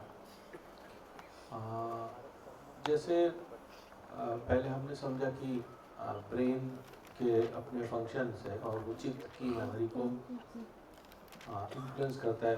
मोटा मोटी प्रश्न ये था कि जैसे कुछ हार्मोन्स होते हैं जिसके इंजेक्शंस होते हैं, डोपामिन, मेलेटोनिन या वगैरह वगैरह, उसके बाद ऐसे भी कुछ इंजेक्शंस होते हैं जिसमें बहुत सारी बिहेवियरल चेंजेस, ऐसे केमिकल्स हार्मोन्स डेवलप करते हैं। तो क्या वो चित्त की मेमोरी को प्रभावित कर सकता है? नहीं, चित्त की मेमोरी को प्रभावित एक्चुअली वो मन के लेवल पे प्रभाव होगा। मन के लेवल पे जो दोनों के बीच में इंफॉर्मेशन एक्सचेंज है। हाँ। देखो, मन में कोई आवेश आया, उस आवेश की वजह से मान लीजिए या उसकी वजह से मान लीजिए डोपामिन रिलीज हुआ, तो शरीर में कुछ भी हुआ वो फाइनली डोपामिन की वजह से होगा। मन डायरेक्टली शरीर से बात नहीं करेगा। मन ब्रेन के कनेक्शन, तो मन का एक प्रकार का वाइब्रेशन न्यूरॉन्स को जाएगा। न्यूरॉन्स जिस प्रकार से कंपित होगा, वाइब्रेशन पैदा करेगा, उसका प्रभाव हमारे हार्मोनल सिस्टम पे पड़ेगा और उससे कोई हार्मोन रिलीज होगा। तो हमने ये पहचान लिया कि ये होने से ये हार्मोन रिलीज हो रहा है। उस हार्मोन को हमने उल्टा इंजेक्ट किया, उसकी वजह से हमने वो प्रभाव देख लिया। तो यहाँ ये बोल रहे हैं कि डोपामिन तो रिलीज हुआ, लेकिन डोपामिन किसके प्रभाव से रिलीज हुआ? तो ये कह रहे हैं कि जितना भी ये केमिकल रिलीज हो रहा है, इस केमिकल रिलीज के पीछे जो आदमी में, जो मानव में मैं है, जो जीवन है, उसमें जो भाव की स्थितियां हैं, वो भाव की स्थितियां मन के माध्यम से ब्रेन को प्रभावित करती हैं और वो प्रभाव की वजह से वो केमिकल रिलीज होता है। ऐसी कोई संभावना यहाँ पर होगी कि जिसमें जैसे अभी उदाहरण के तौर पर कि कुछ इंजेक्ट किया और अभी तक मैं मानता था कि मुझे मच्छर नहीं मारना है और उसके बाद मैं मारना चालू कर देता हूँ अचानक, ऐसे इंजेक्शंस या ऐसे? देखो, ऐसे इंजेक्शन होंगे कि नहीं होंगे मैं नहीं कह सकता, लेकिन मैं ये क्लियरली कह सकता हूँ कि कोई इंजेक्शन ऐसा नहीं बन सकता जो मेरे भाव और विचार में मेरे को अंतर विरोध से मुक्त कर दे। कोई इंजेक्शन ऐसा नहीं बन सकता जो मेरे परिवार में संबंध के स्थायित्व को ला दे। कोई इंजेक्शन ऐसा नहीं बन सकता जो मेरे को आर्थिक असुरक्षा के भाव से मुक्त कर दे। कोई इंजेक्शन ऐसा नहीं बन सकता जो मेरे को कॉम्पिटिटिव नेगेटिव मोड से मुक्त कर दे। यहाँ समझ ही काम आएगी, यह आदमी का विजडम ही काम आएगा, इसके अलावा कुछ। ये सारे केमिकल के इंटरफेयर करने से हमको कुछ प्रभाव बिहेवियर में नेगेटिव ही दिखेगा, पॉजिटिव दिखना बहुत मुश्किल है। हम डिस्टर्ब कर सकते हैं, उसको व्यवस्थित नहीं कर सकते भैया, या डिस्टर्बेंस को किसी सीमा तक कम कर सकते हैं। या जितने भी अभी मेनिया और डिप्रेसिव में है, उसमें ब्रेन तो स्लो डाउन कर रहे। हम बेसिकली देखो, पहले इस ब्रेन को स्लो डाउन करने के लिए गांजे का प्रयोग होता था। हाँ, वही ओलंपिक्स में जो है और बहुत सारे और तो वो आवेशित गति है। हम आवेश ही दे सकते हैं या आवेश को शांत कर सकते हैं, जबकि मानव का जीना स्वभाव गति में होता है, स्थिरता के साथ होता है। तो बहुत छोटी हैसियत है केमिकल की। भैया इस पर मैं, ऐसा हो सकता होता तो नैया पार कर लिए होते हम। भारत में कोई नए प्रयोग नहीं है। भारत में देखो, वो साधना काल में बहुत सारे गांजे और चरस के प्रयोग पहले से हैं। उससे कुछ आ सकता होता तो हमारे समाज में कुछ बढ़िया चीज आ गई होती। तो किसी लेवल का कोई एक प्रभाव पैदा होता है, पर उससे हमारा जीना हो जाएगा, जीने की क्वालिटी आ जाएगी, आदमी में क्वालिटी आ जाएगी, ऐसा नहीं होने वाला जी। भैया इस पर एक चीज जो मुझे समझ में आ रही है, उनका जो कोड है सिंपल, कि पेट्रोल की गाड़ी के अंदर अपने डीजल डाल रहे हैं, मतलब काम मानसिक स्तर पे होना चाहिए और उसमें पदार्थ डाल रहे हैं। हाँ। पदार्थ से मन की स्थिति कैसे चेंज कर देंगे, ये तो समझ में नहीं आ रहा है। गाड़ी और खराब हो जाएगी उल्टा। हाँ। जैसा कि आपने तो ये संभव नहीं, ये संभव नहीं। और कुछ हो भी गया पॉजिटिव, वो मेरे अधिकार क्षेत्र की चीज नहीं है, वो मेरा किया हुआ नहीं है, उसमें मेरा कर्ता पद नहीं है। और यदि कोई चीज में मेरा कर्ता पद नहीं है, तो मुझको उस पर नकल मार के 99% भी आ गए, आपको खुशी नहीं हो रही है ना? आपको पता है कैसे आए हैं। तो यदि किसी दूसरे प्रभाव से, जिसमें कि मेरा पुरुषार्थ नहीं है, मैं कुछ पा भी लेता हूं, तो उस पर मेरा अधिकार, उसको मैं एंजॉय नहीं करता। वही प्रश्न था कि उसके बाद दूसरा एक और डोज होता है कि जिससे मैं प्रभावित भी हो जाऊं। ऐसा करके देखो, करके देखो, करके देखो, करके देखो और बताओ। हाँ जी, बढ़िया, धन्यवाद, नमस्कार, फिर मिलेंगे भोजन के बाद। ठीक है।